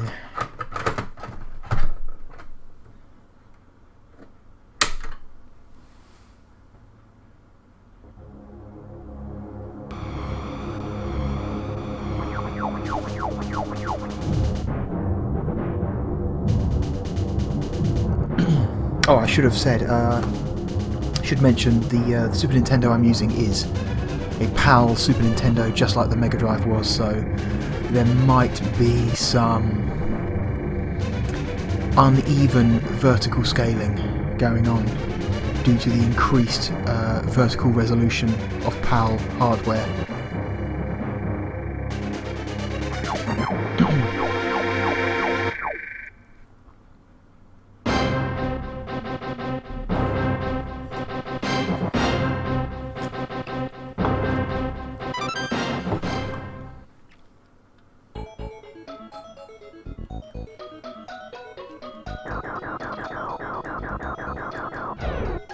Rank boost.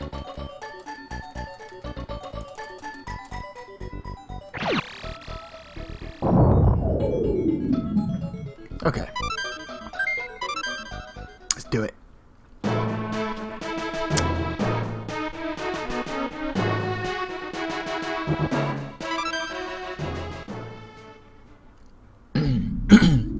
Standard middle road. Good luck. Skip that.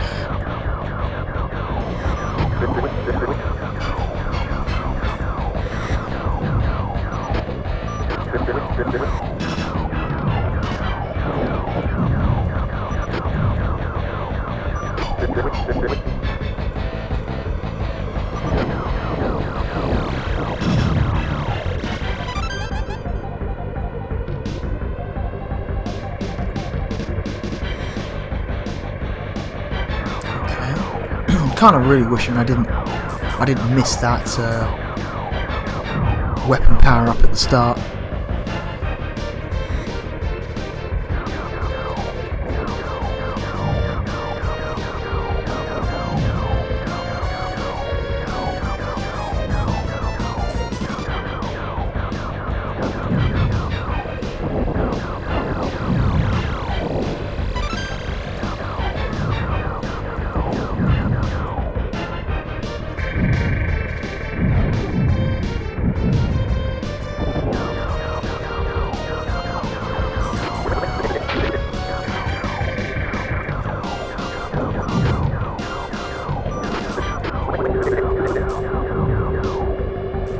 I know, that's why I shot you.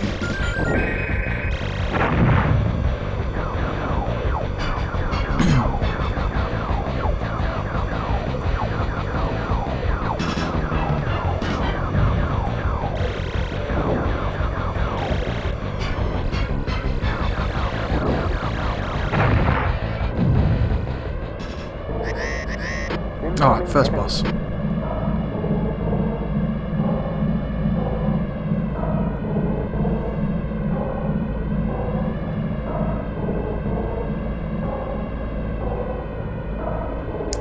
Super simple. Shoot the openings.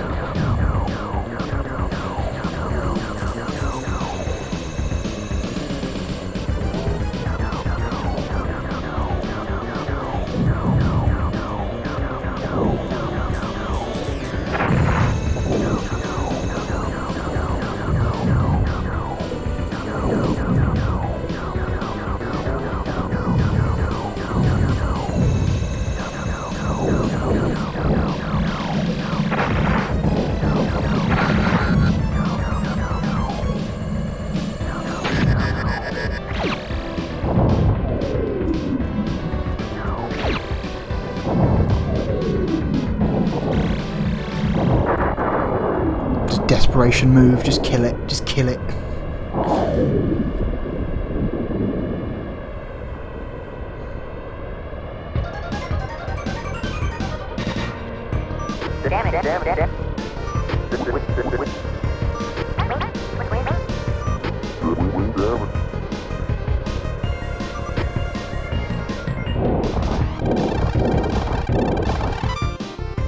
Ah, 99. Yeah, okay, that looks and works pretty good. Seems sharp.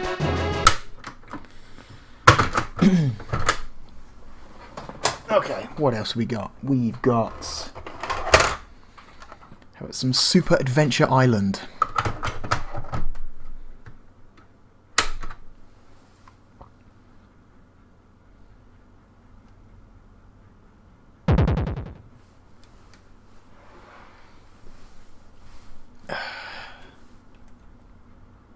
AKA Wonder Boy.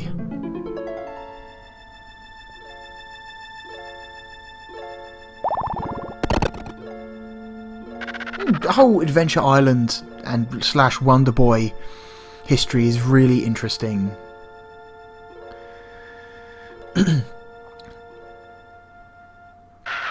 Because the original Wonder Boy Sega game, Wonder Boy, is literally just Adventure Island. But Wonder Boy came first. But I think Sega held on to the name Wonder Boy. So I don't think it was Hudson who made Wonder Boy. I think it was a development team who was later decided to work for Hudson. Kept making games like the original Wonder Boy, but they couldn't call it Wonder Boy anymore, so they just started calling it Adventure Island. Whereas Sega then went and took the Wonder Boy name and made completely different games.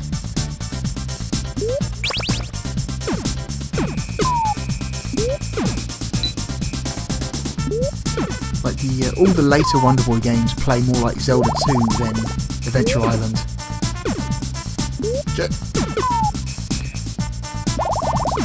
Some of them are really fucking good. Oh, fuck.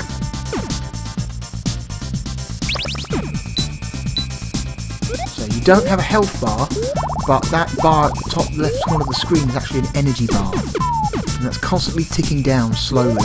And you can refill it by collecting fruit. Tripping over rocks will deplete your energy bar faster. But getting hit by an enemy will kill you instantly.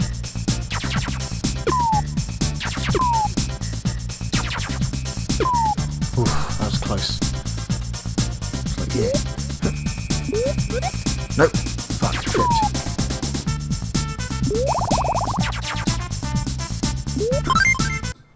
Hell yeah.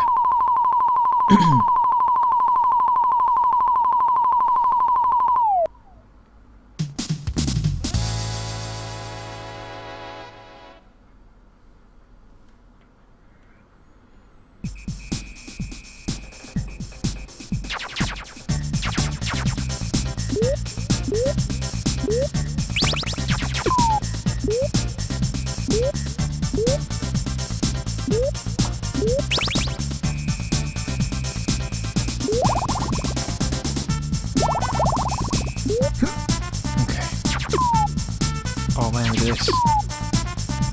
They're throwing like power boomerangs now.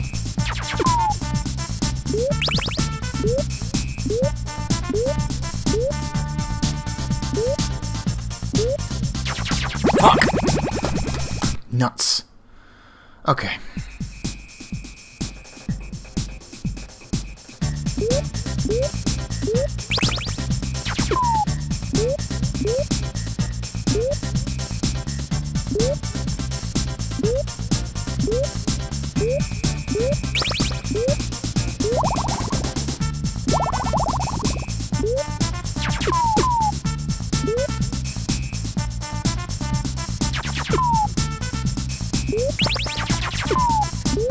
That's how we do that.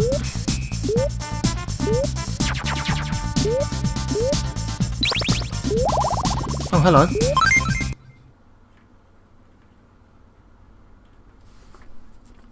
Bonus level.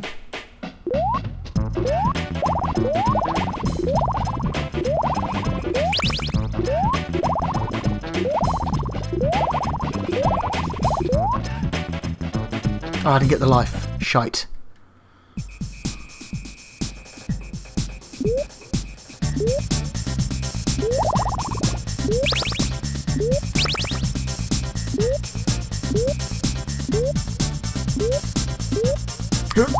Oh god, no!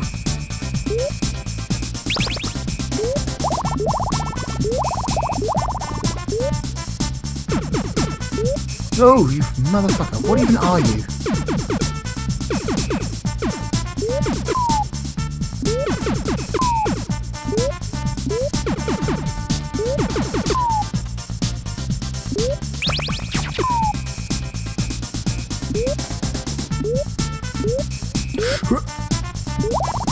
Okay, get some fruit. Gotta keep going.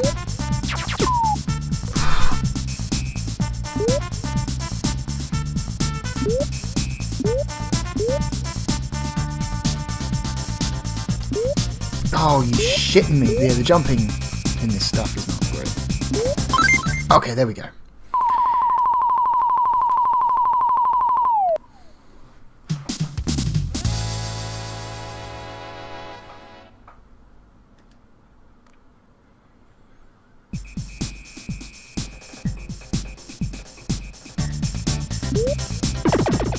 Well, shit.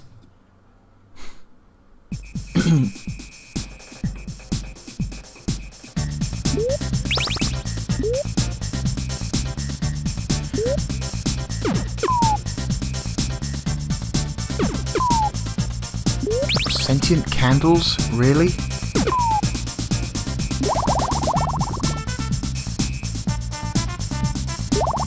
We've got rocks coming after us. Fuck. Oop. I think that's enough Adventure Island. Okay. How about some Super Aleste?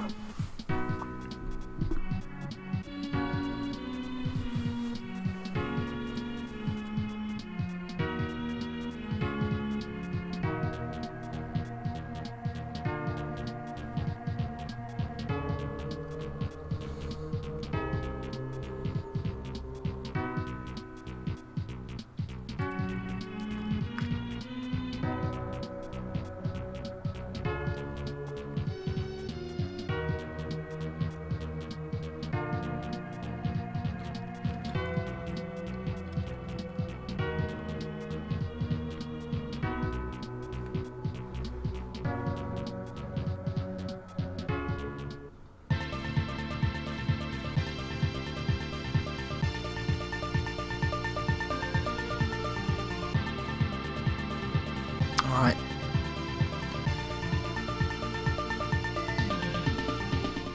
Standard. Okay. See, I remember how to play Super Aleste. Okay. That's a bomb. Don't want to waste those.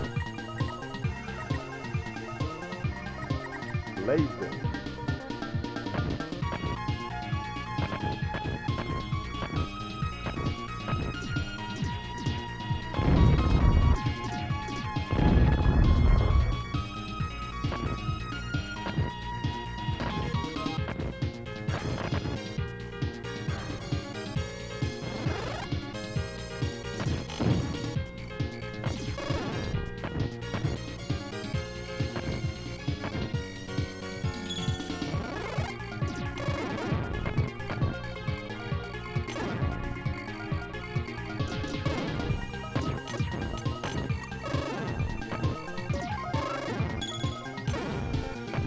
Ah.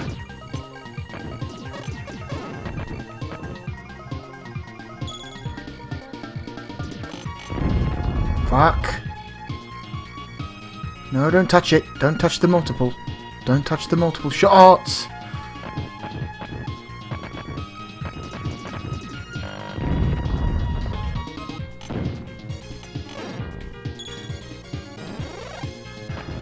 Yeah, upgrades. Laser is the best weapon by fucking miles in this game.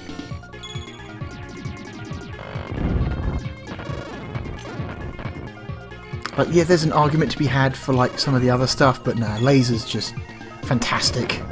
It's the most consistently useful weapon.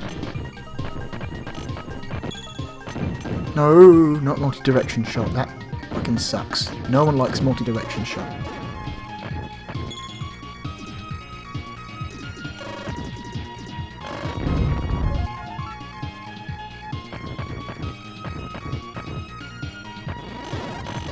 Yeah, here we go. Big old squiggly ones now.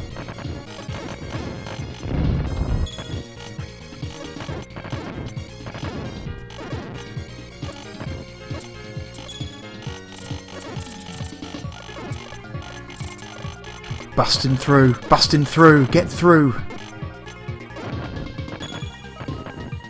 Yeah, no. Absolutely not. Bugger off. Get those power-ups away from me. You're almost as bad as enemy bullets. You'll wreck my whole mojo. Oh, laser's not bad. Laser. It's a quick power-up and you pick up another laser.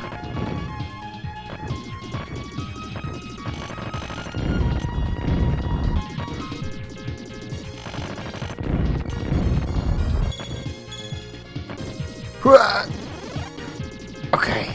Oh yeah. It just keeps getting better. It just keeps getting more and more powerful. It's fantastic.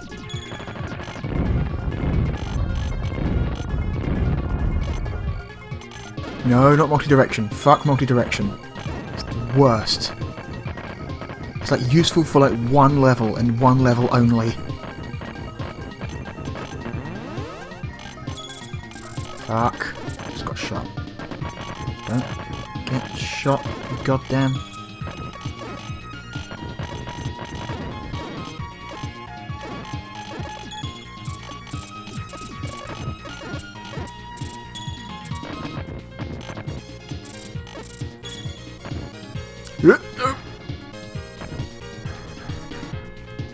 Back off.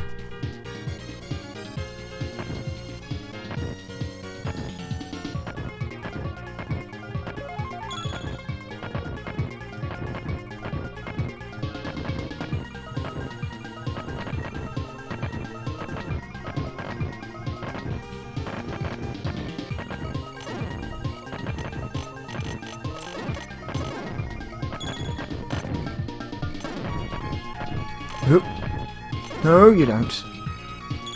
Get that shit away from me.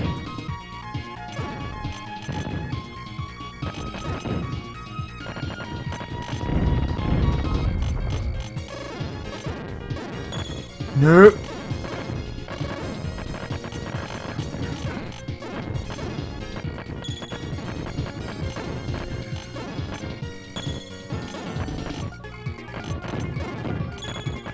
No, oh. Laser.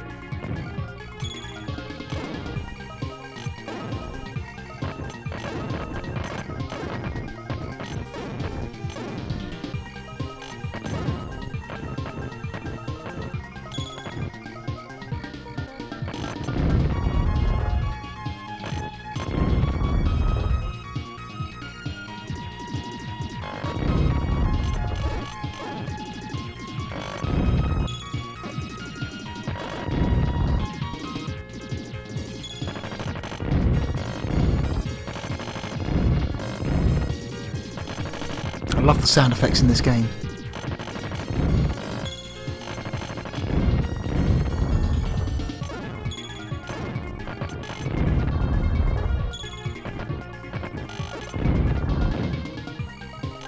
Not going for that bomb, that's too risky.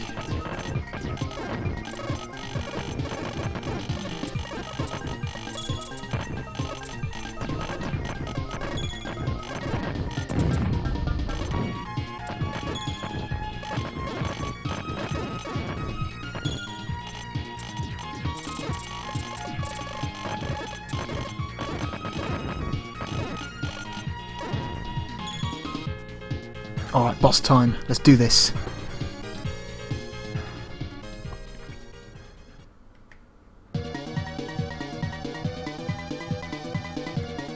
Nope. No, you don't.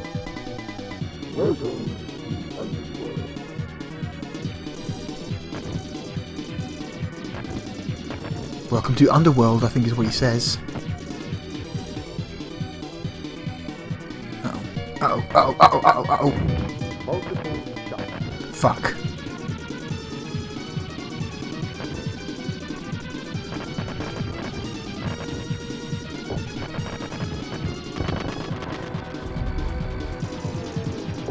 Laser.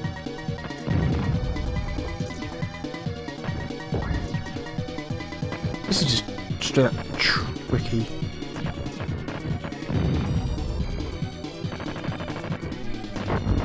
Fuck.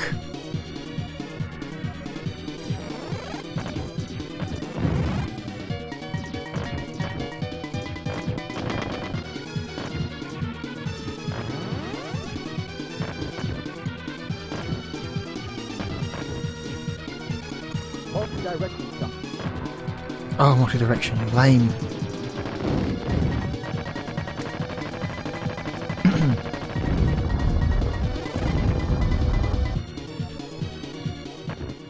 Missile. Missiles are better. Look at them go.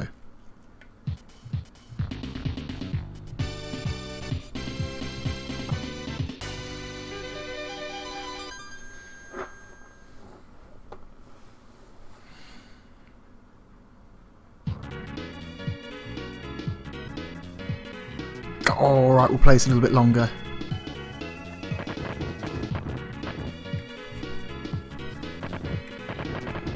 sweet, like, level where the whole level just zooms in from the background. It's pretty great.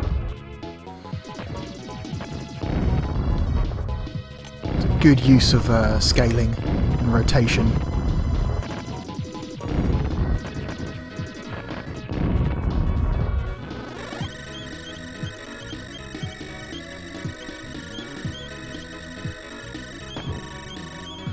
Missiles can't get through those. Certain other weapons can, though.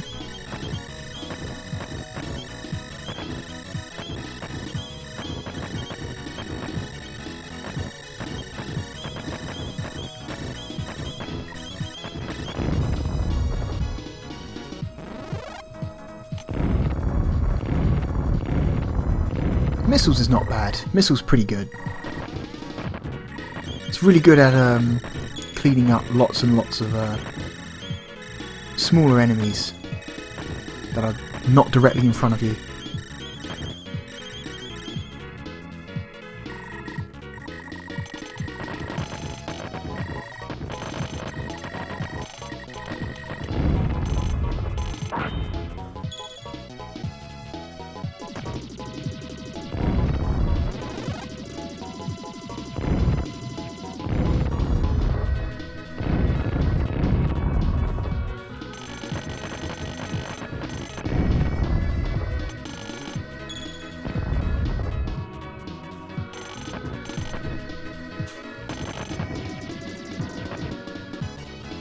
Yeah, avoid that multi-direction sort of shot.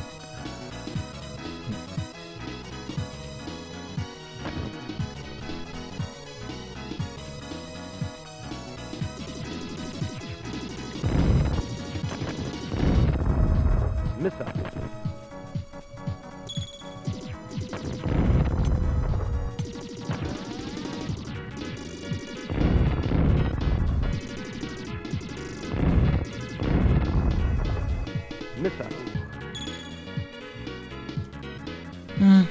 Don't really want power. Power's not a bad weapon, but it's awkward to use.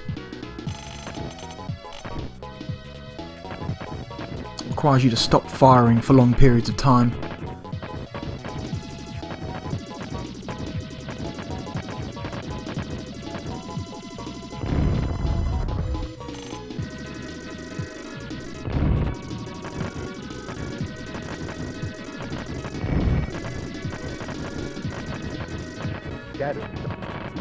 Ah, shit.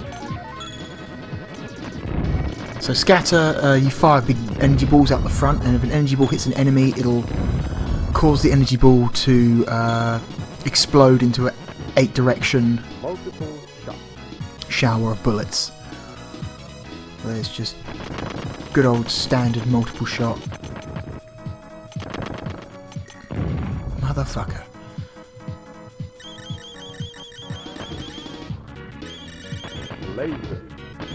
Lasers penetrate these shields, but not powerful enough. Alright. That's enough Super Aleste. What do we got here? How about we try some Axelay? Axelay's pretty good. It's a Japanese copy of Axelay, so we'll be forcing a 60 Hz copy of the game into 50, so it will run a little bit slower, but that's what it's going to take. Nope, didn't work.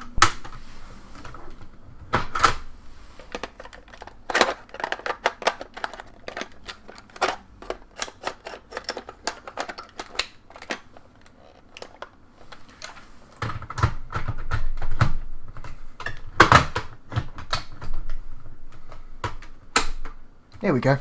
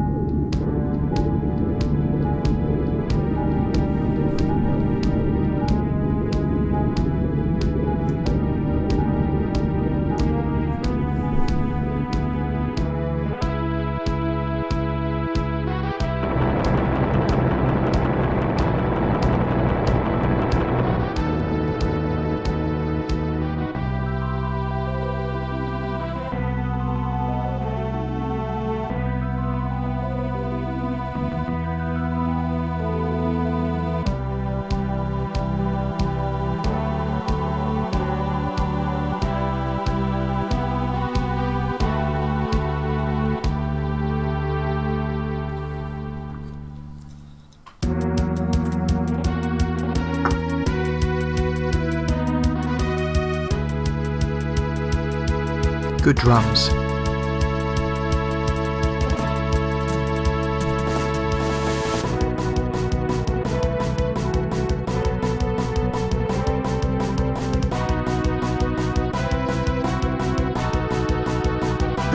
Axelay.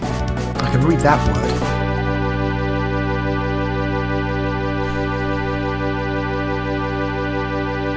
This game is perfectly playable. The Japanese version of this game is perfectly playable if you don't speak Japanese. It's really just the intro and I guess the ending that you won't be able to understand, but the gameplay is pretty much all in English. It's a very import-friendly game. 1992 Konami, so shot, missile, change weapons. Okay, level. Okay.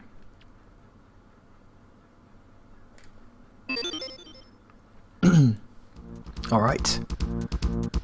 Already got 3 weapons. Arms installation is complete. Good luck.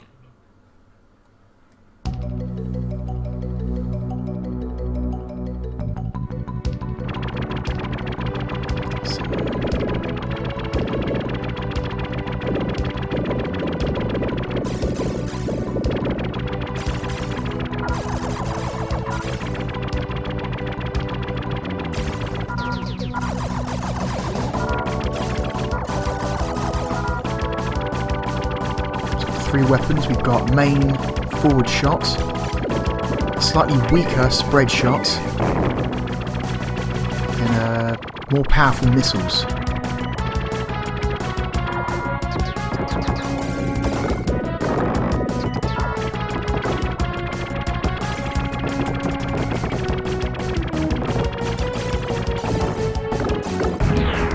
Fuck.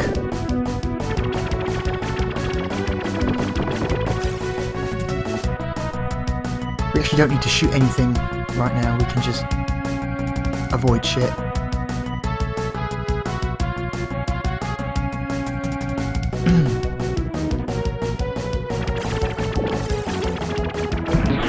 Fuck! I will say that in this game, the ship's hitbox is massive. There is no room for squeezing through anything.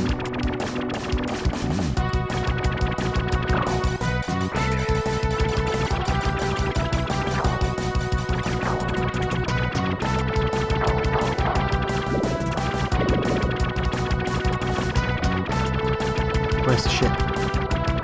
There it is. Fuck. Okay. You get shot, you lose the ability to fire certain weapons. Whereas if you collide with something, it's just instant death.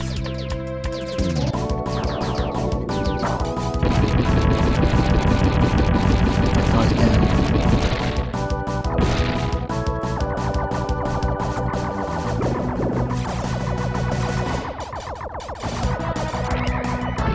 Fuck me.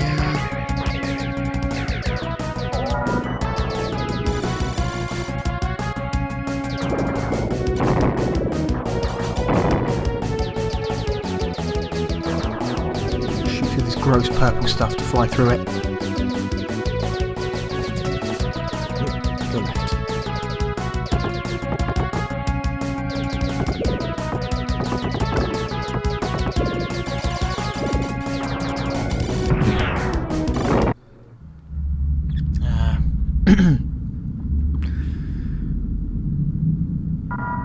Axelay is difficult.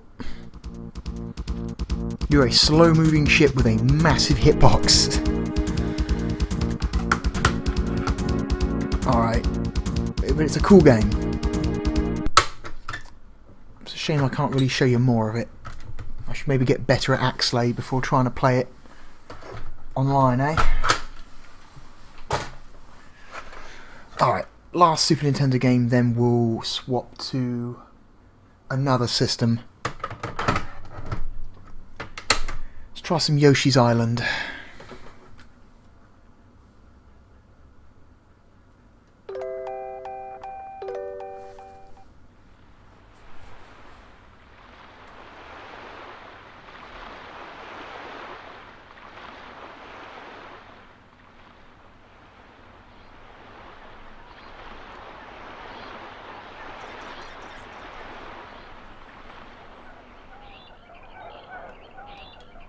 Where's the music? Come on.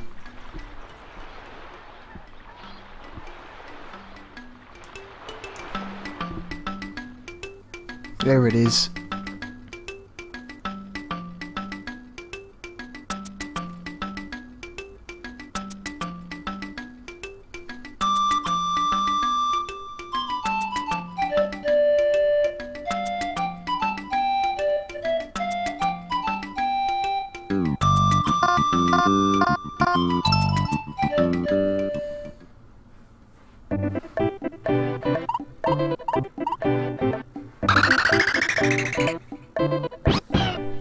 Love this game.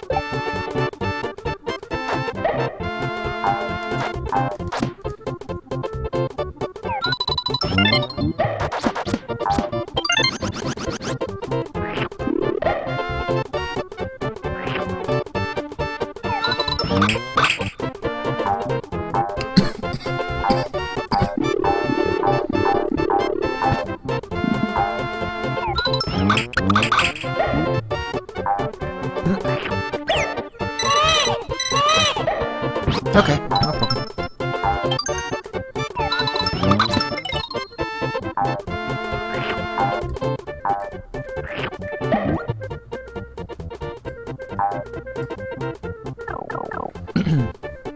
Okay.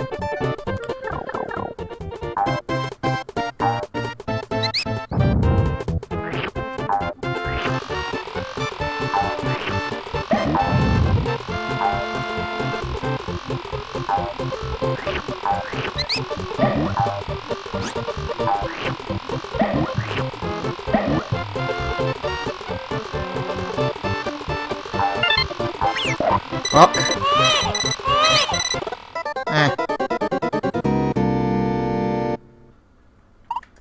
Try a different stage.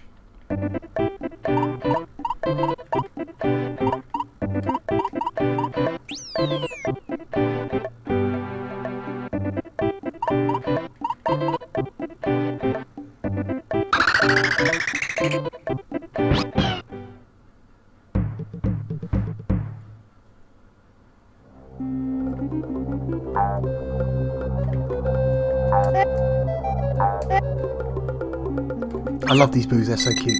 Yeah, he's so happy.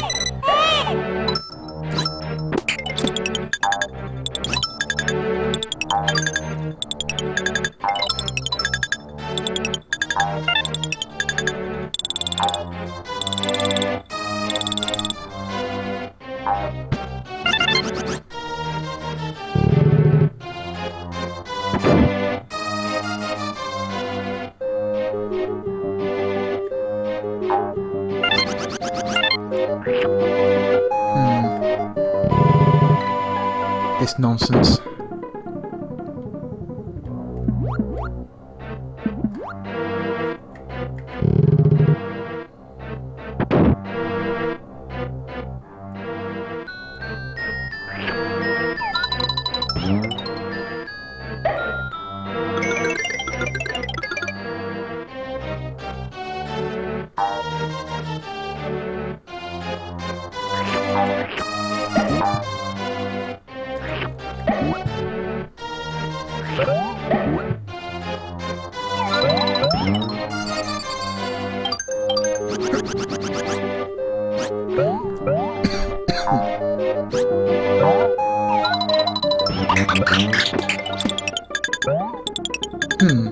Okay.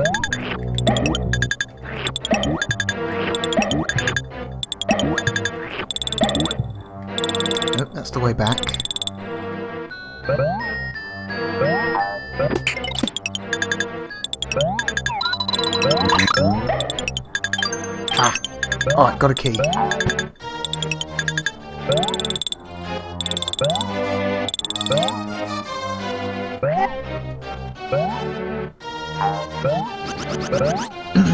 we want to get up there, really, don't we?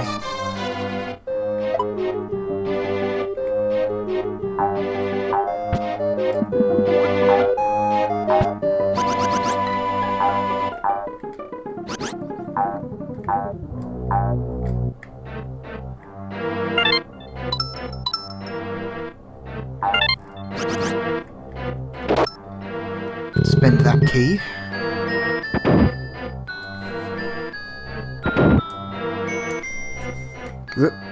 No, you don't.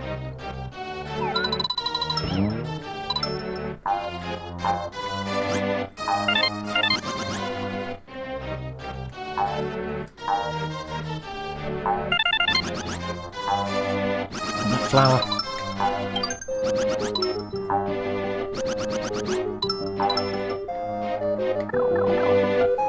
Okay.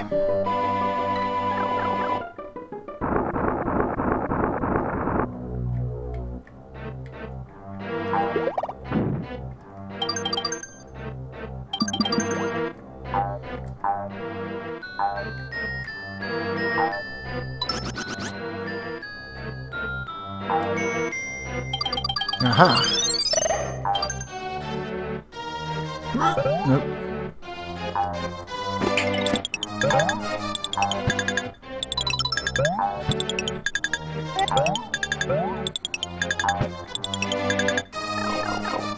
Alright. Puzzle solved.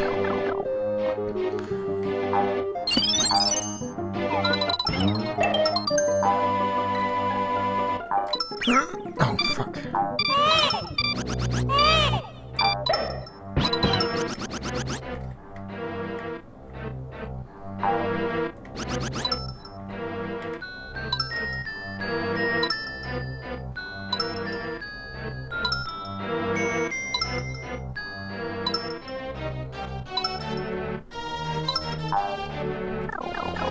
Alright.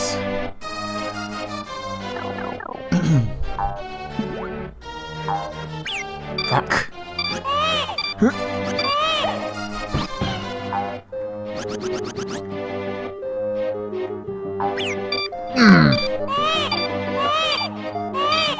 Calm the fuck down.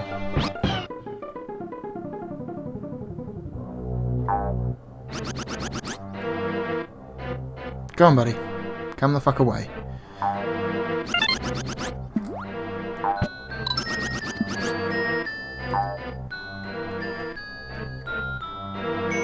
Are you shitting me? Oh. Oh. Okay.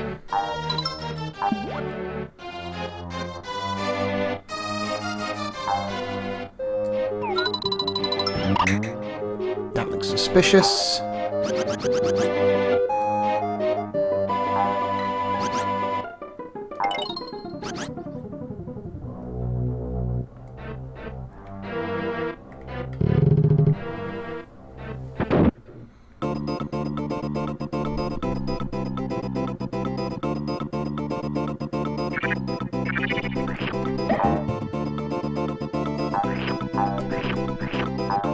Boo's got a...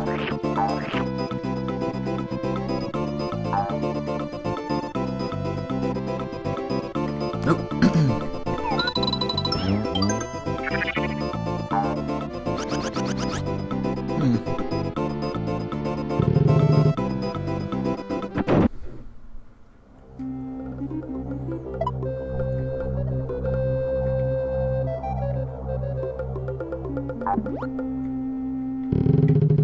Whatever.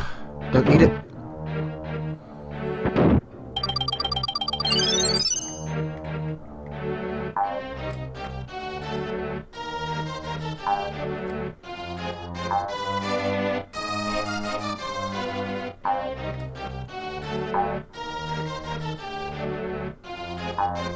Alright, here we go.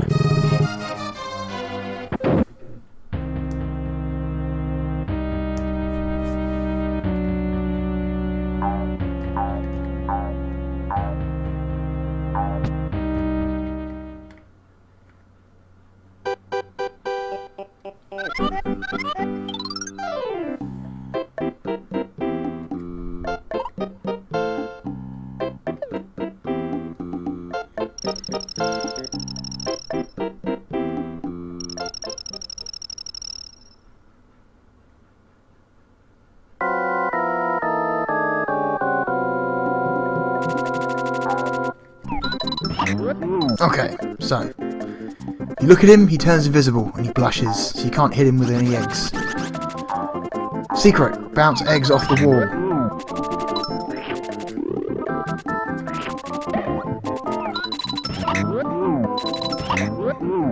But every time you hit him, he gets bigger.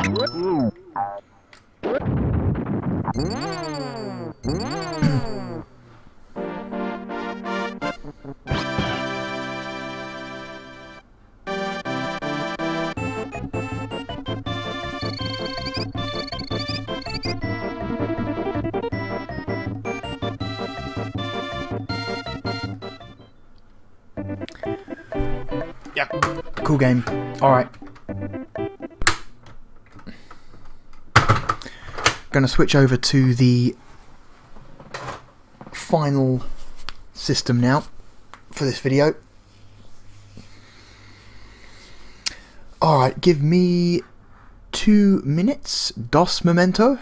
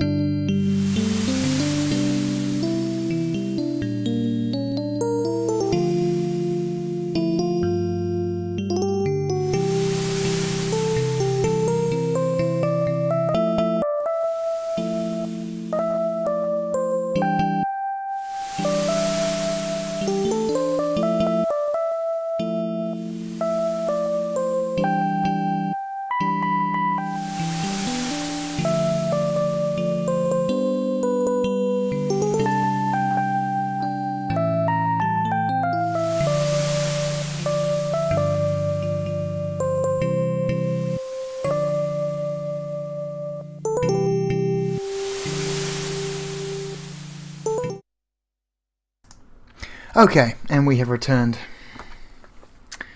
So, some weirdness is going to happen now, because up until now this video has been recorded at, well, not up until now, but this video is being recorded at 50 frames a second, because most of it is for the PAL Mega Drive and PAL Super Nintendo, so it's the, you know, the best recording frame rate for those systems. However, this third system is a 60 Hz system, so it should be okay. It should be okay. You might get a little bit of weirdness, but it should be okay. there'll be other opportunities in the future to record a 60Hz system at 60 frames a second, but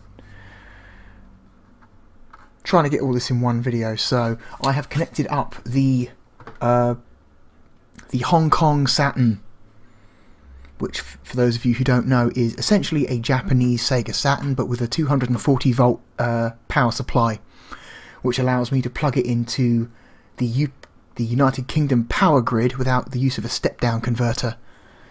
So hopefully this is going to work. Alright. Okay, I'm going to have to do some minor adjustments.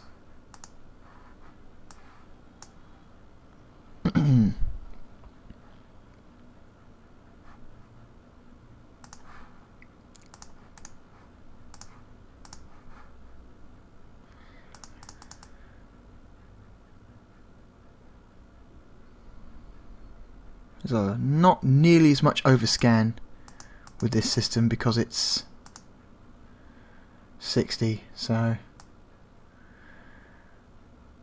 going to decrease the amount of cropping on the image.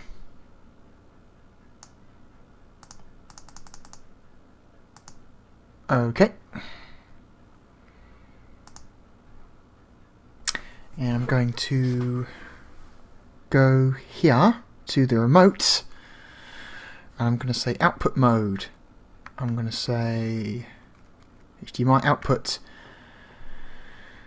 This is where we get some weirdness. 1080-60 because this is a 60Hz system.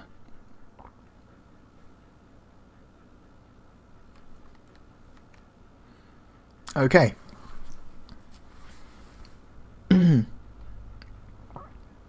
Just curious, what happens if I say 480 60? What's it going to do? How's it going to look? It's going to look like noticeably softer, or it's difficult to say.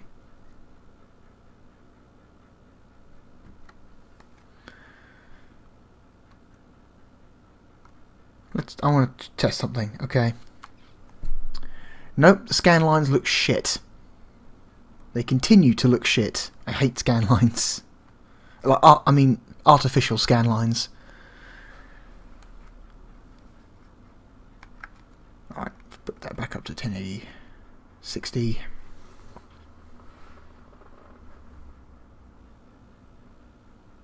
Okay. So far it looks pretty clean, which I like. I'm going to leave it on standard. Okay. I'm going to turn that off. I'm going to input a save cartridge.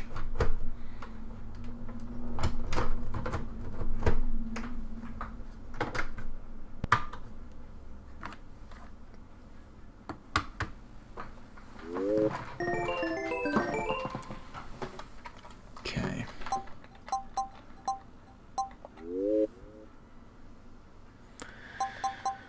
Right, cartridge memory. What have we got in the cartridge? We have Alien Trilogy, Resident Evil, Daytona USA, Deep Fear, Destruction Derby, Dragon Ball Z, Duke Nukem 3D, Frankenstein, Jewels of the Oracle, Quake, Manx TT Superbike, Mega Man X3, Panzer Dragoon Saga, Panzer Dragoon Zwei, Pinball Graffiti, Sega Rally Special Edition, or Plus, or whatever. Steep Slope Sliders, Theme Park. That's good enough. Yeah. What's in system memory? What we got? Albert Odyssey, Baroque, Bulk Slash, Gun Griffin, Rally Plus. That's the one. Okay. Sick. So,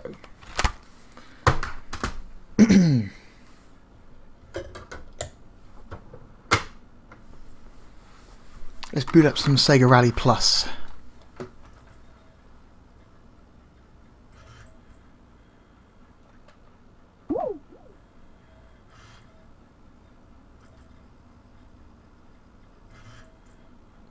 Seems to be some shimmering with the image. I think that's the Saturn though, I don't think that's the Framemeister.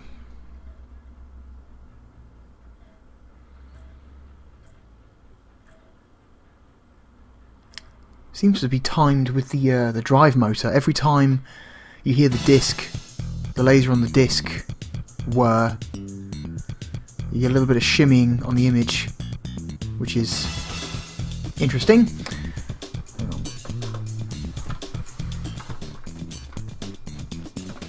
Also, this cable is not making a clean connection to the back of the console, but there we go. That looks better. Sega Rally Championship.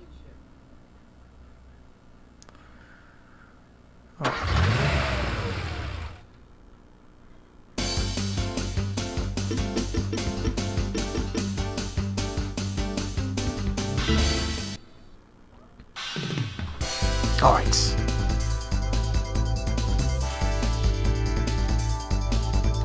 It's been a while since I've played some Sega Rally, so we'll have to see.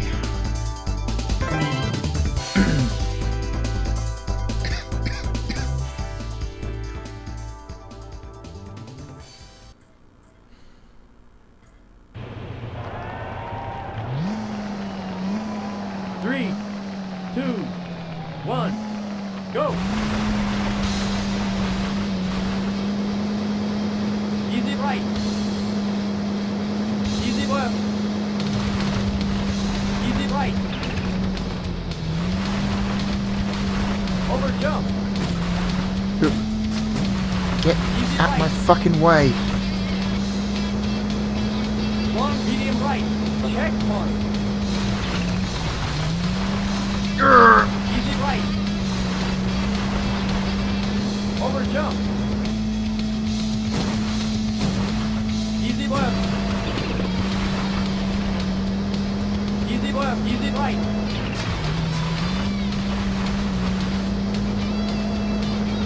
Very long easy right, baby.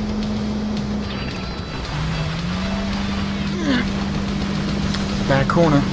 That poorly. Get off the fucking ridge. Oh my god. Finish! Ah. That was bad. I'm out of practice. Should get to at least 10th by the end of Desert, at least. 3, 2, 1, go!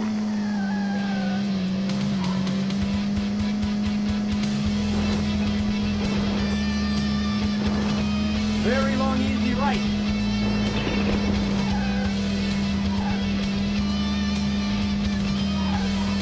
Long, easy right, maybe. Very long, easy left.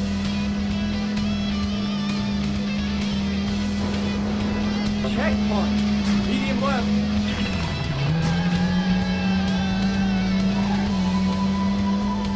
Medium left, maybe.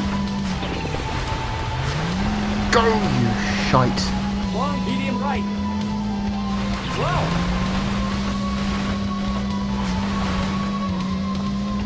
Caution, hairpin right. Check point. Oh, fuck. Totally fucked that up. Okay, left. Medium right. Easy right, easy left. Long, medium right. Easy right. Wow. Just ping-ponging off the sides of the track like an idiot. Finish! Ugh.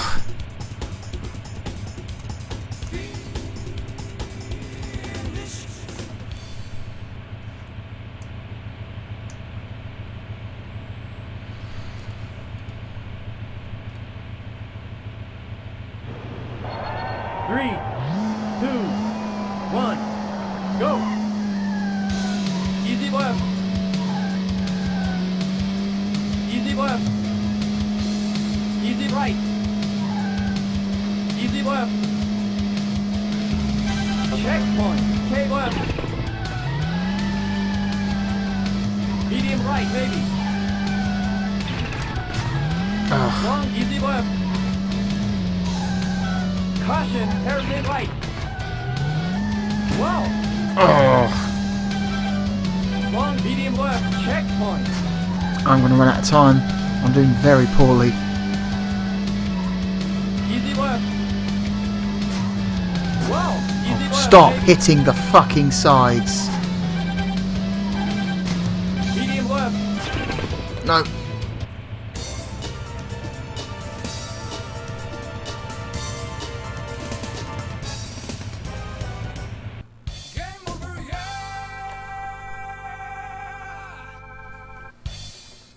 Ah.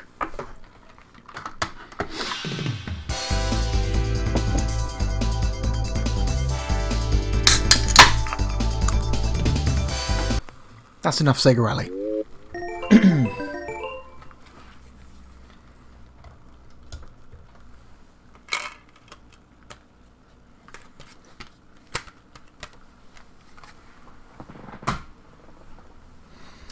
What else we got?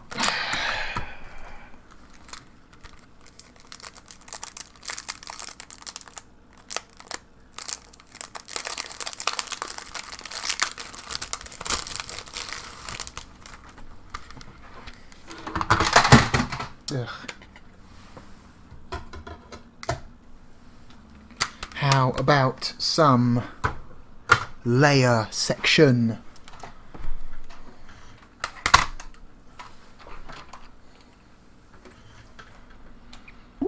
We won't bother with tape mode this time, we'll just stick to standard 4x3.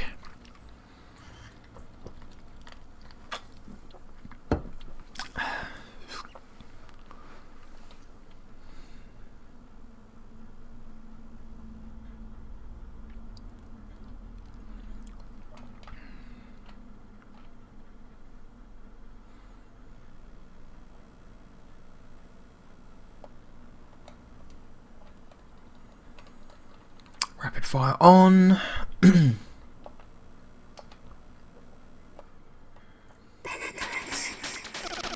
Okay, here we go. This is the control tower. Make a left turn. Over. Roger.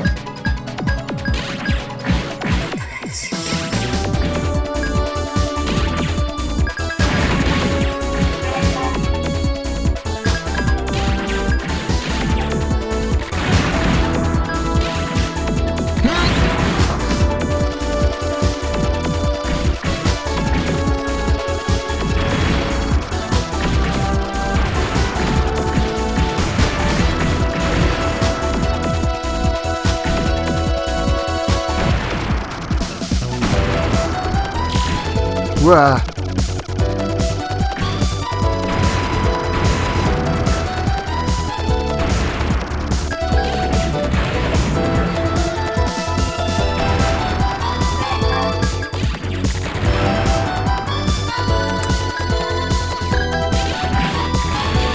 The enemies in this game are color-coded to let you know whether or not they will drop power-ups when you destroy them. You see anything red, you can destroy it and you can pretty much guarantee something will pop out. Hang on, change the volume.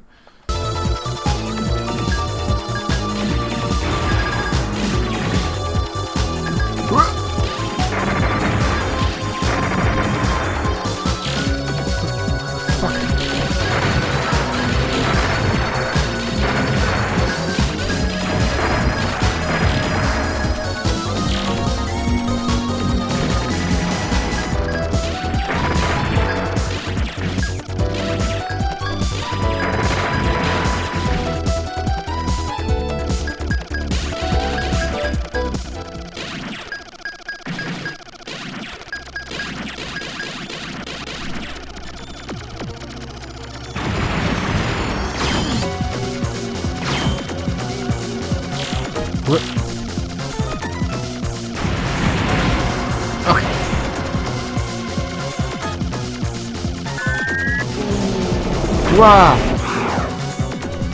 Wasn't expecting.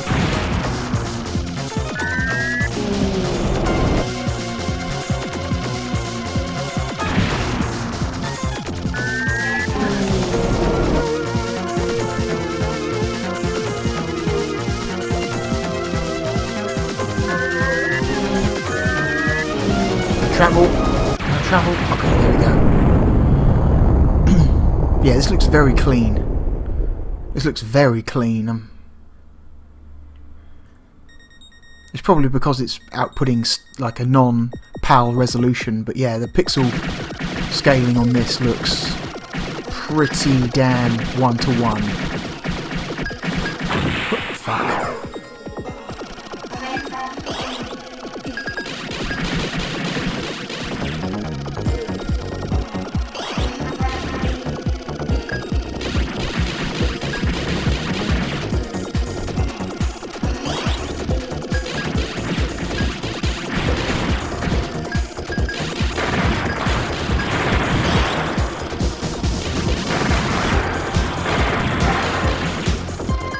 Song's great. Don't get hit.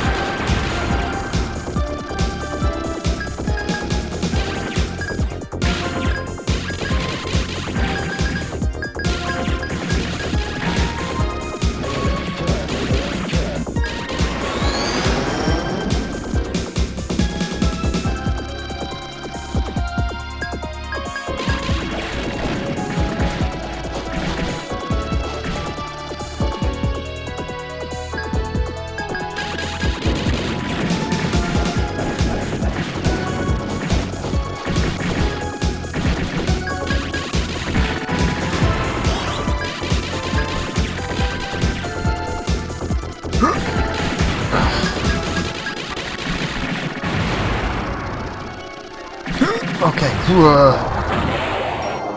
Shite.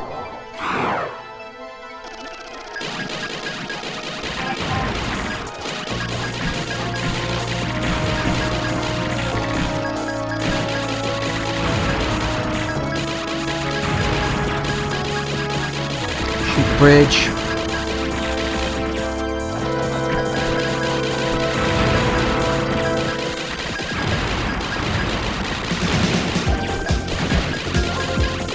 Come on. There we go. Take that motherfucker down.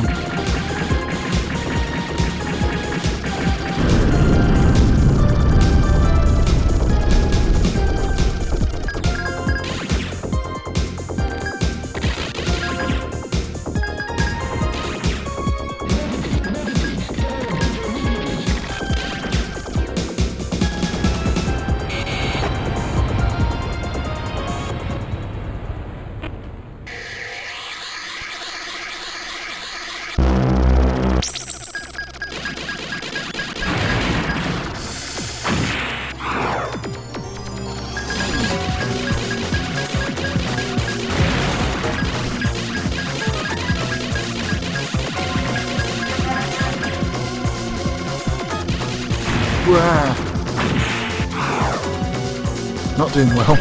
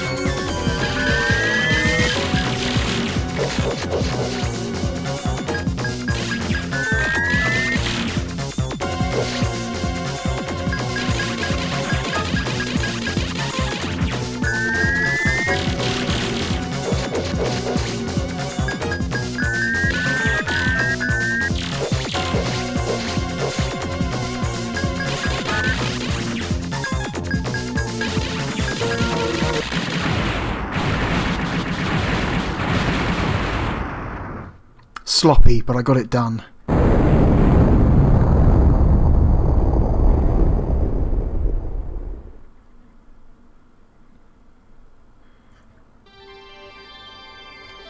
Alright, nope. That's enough layer section. There might be some visual weirdness on your end, because again, I'm taking a 60... hertz signal, and it's being recorded on a 50 frames a second video, so there might be some weirdness with the frame distribution, but using the Magewell just straight up video capture software that gives you a second. Basically, it's I'm looking at the footage of the game without having to look at it through the OBS preview, so I've got a much more accurate representation of what it looks like coming out of the Framemeister.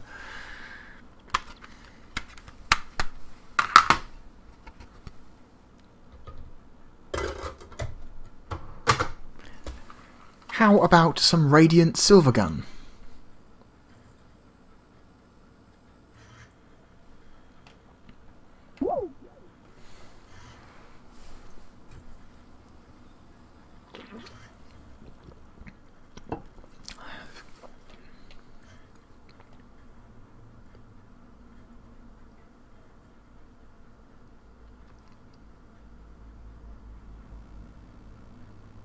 That's weird. Okay.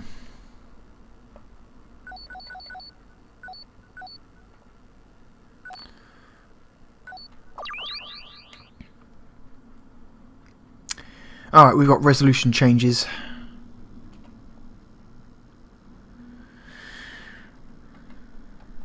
Game config, game mode Saturn, game mode arcade. That's what I want.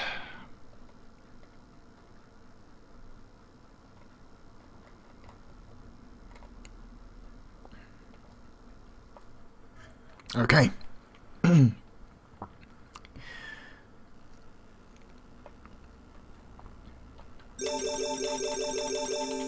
Left shoulder button to input coins.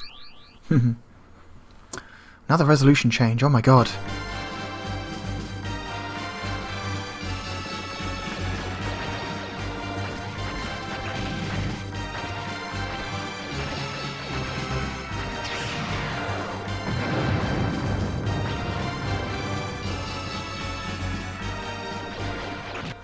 Okay.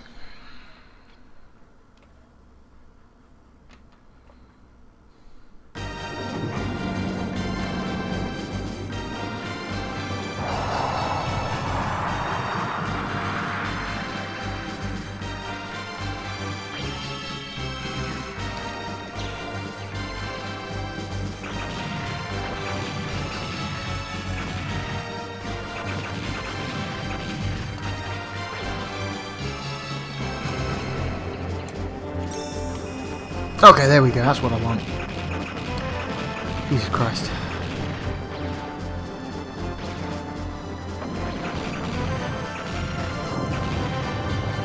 No.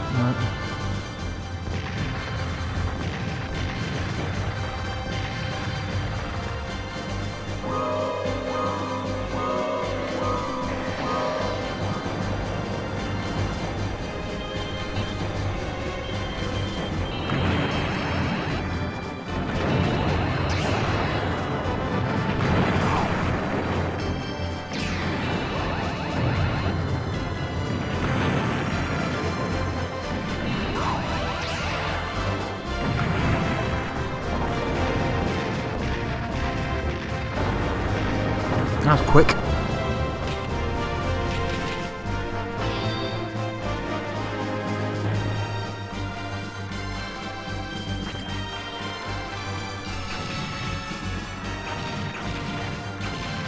The arcade mode's kind of different to Saturn mode.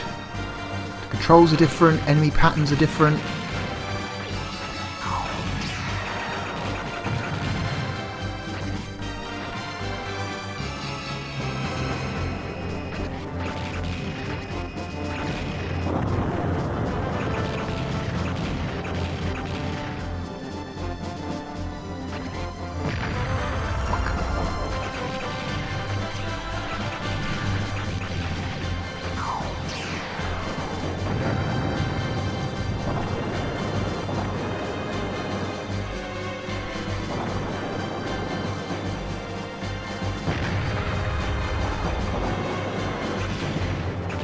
I've never been that good at this game, ever.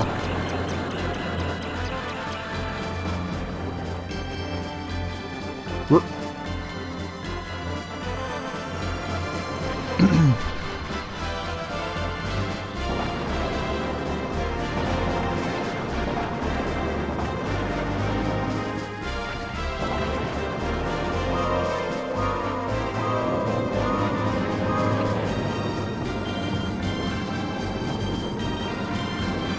Mikael, Beatitude for Gains.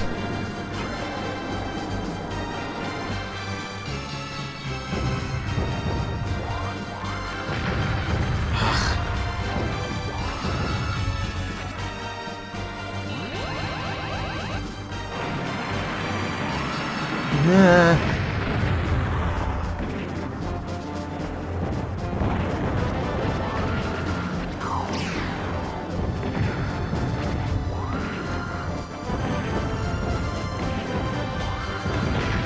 Fuck. Oh, I've got nowhere to go. Oh, okay.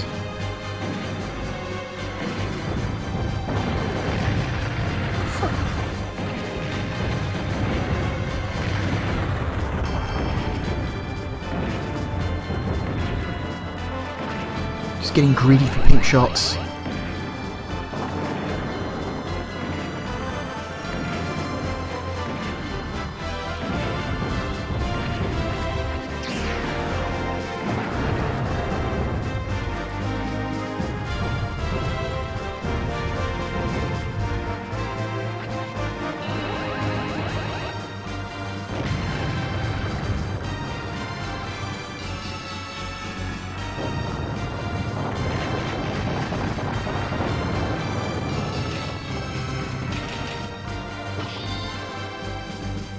Yeah.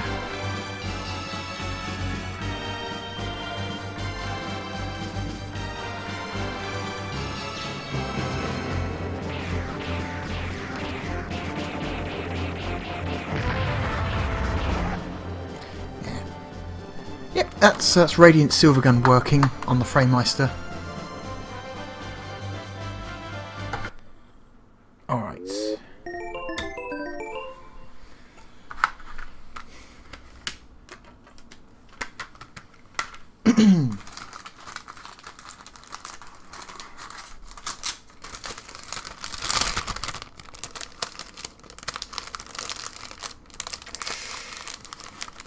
Okay.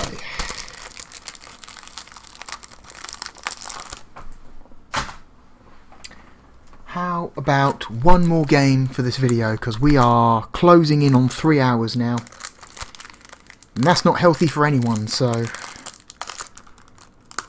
we'll do one more game.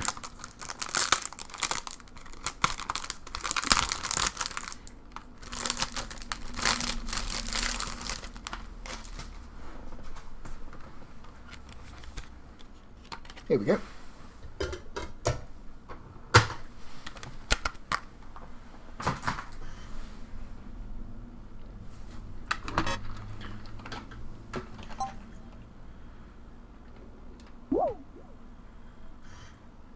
Yeah, there definitely seems to be some weird image shimmer being caused by the actual disk drive, which is strange because it's always in perfect timing with the disk drive. Fuck's sake. I will say about this, about the Framemeister, it seems to be very slow about scaling to a different resolution.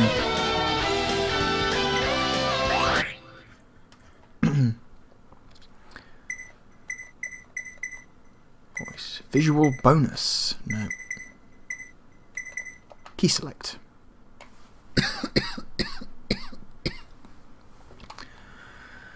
Oh great, yeah, that's oh well, I'll have to remember it as I go, won't I?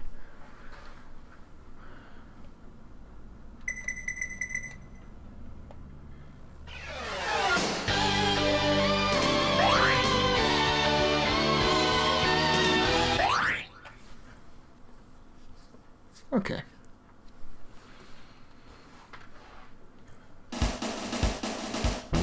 Oh, you can select a navigator. I love this song, it's got a great beat.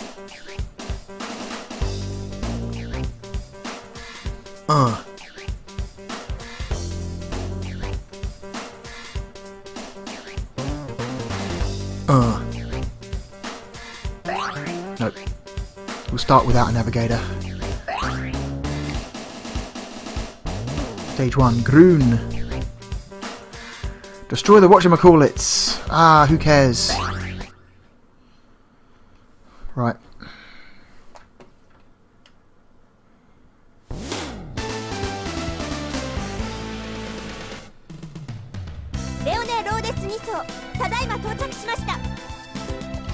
Yeah, I know who you are.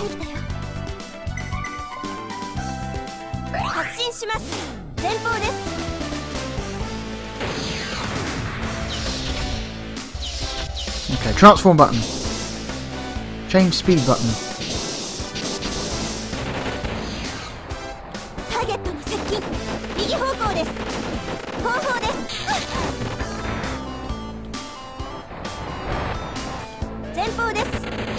Okay.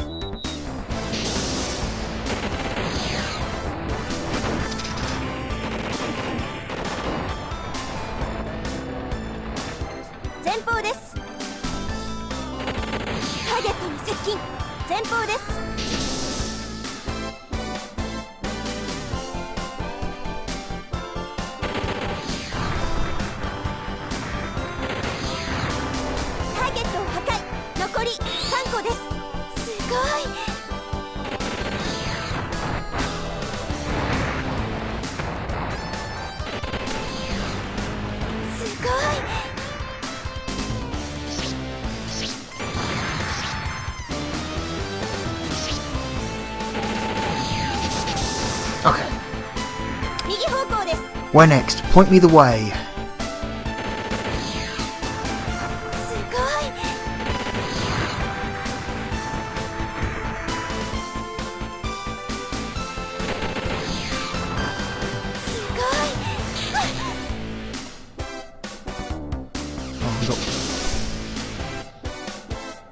We got walkers.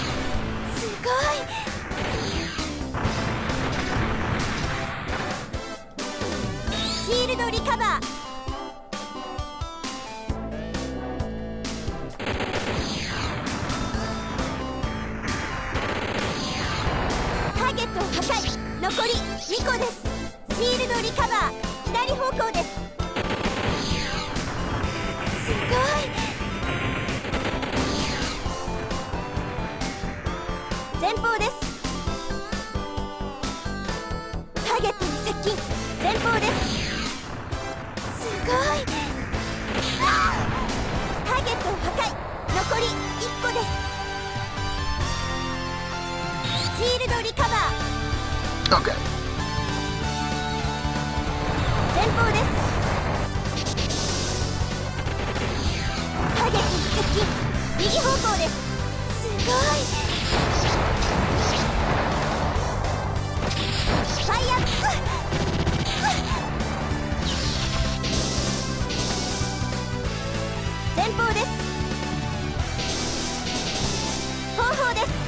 Okay.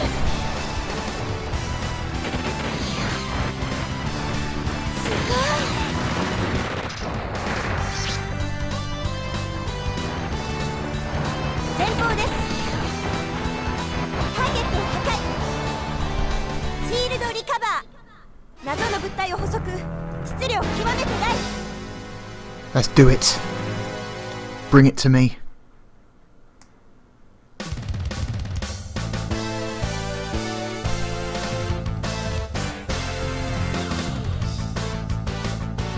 God, I love this game.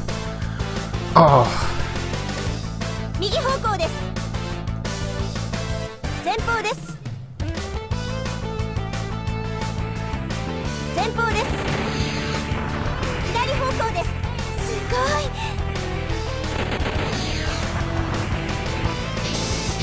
右方向です。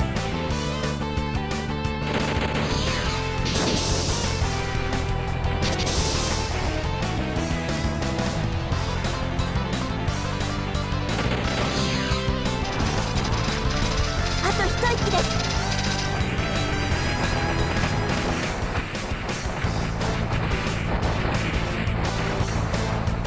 尊敬します。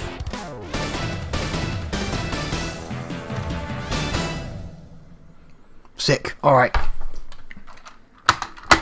I think that'll do. We are over 3 hours now. I think it's time for us to ステージを選んでください。 end this video. Yeah, I'm...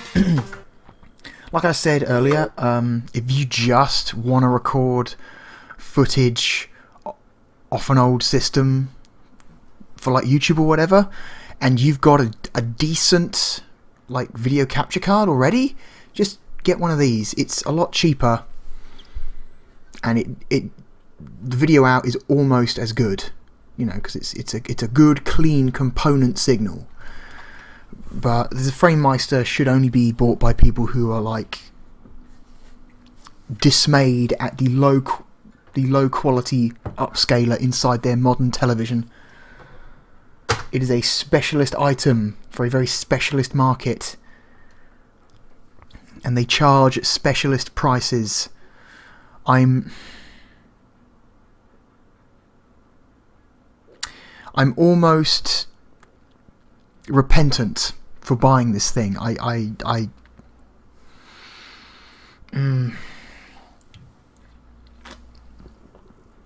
Because the television I've got right now has a good upscaler in it. It's an old HD TV from like 2005. It's an old plasma. So the upscaler inside that thing is still good. But the HD abilities of it are lackluster. I think it's a 1080 interlace only TV. It doesn't even support 1080 progressive, so it's kind of getting a bit past it. Also, it's a plasma, so screen burn-in is kind of a thing. So I'm looking to update my TV soon. That's why I bought the Framemeister, because I know whatever TV I get now, it's just going to look shit if I try and plug an old system directly into it. So that's the primary reason I've got a Framemeister. I'm probably going to stick to using the component converter from now on whenever I record footage, because the component converter, because it's a nice clean component signal and I've got a good capture card, the Magewell, it just comes out looking almost as good, like 99% as good as the Framemeister. So yeah. Anyway, I'm still glad I bought it. Just thank you for watching. This has been a very long video, and I shall hopefully see some of you later. Goodbye.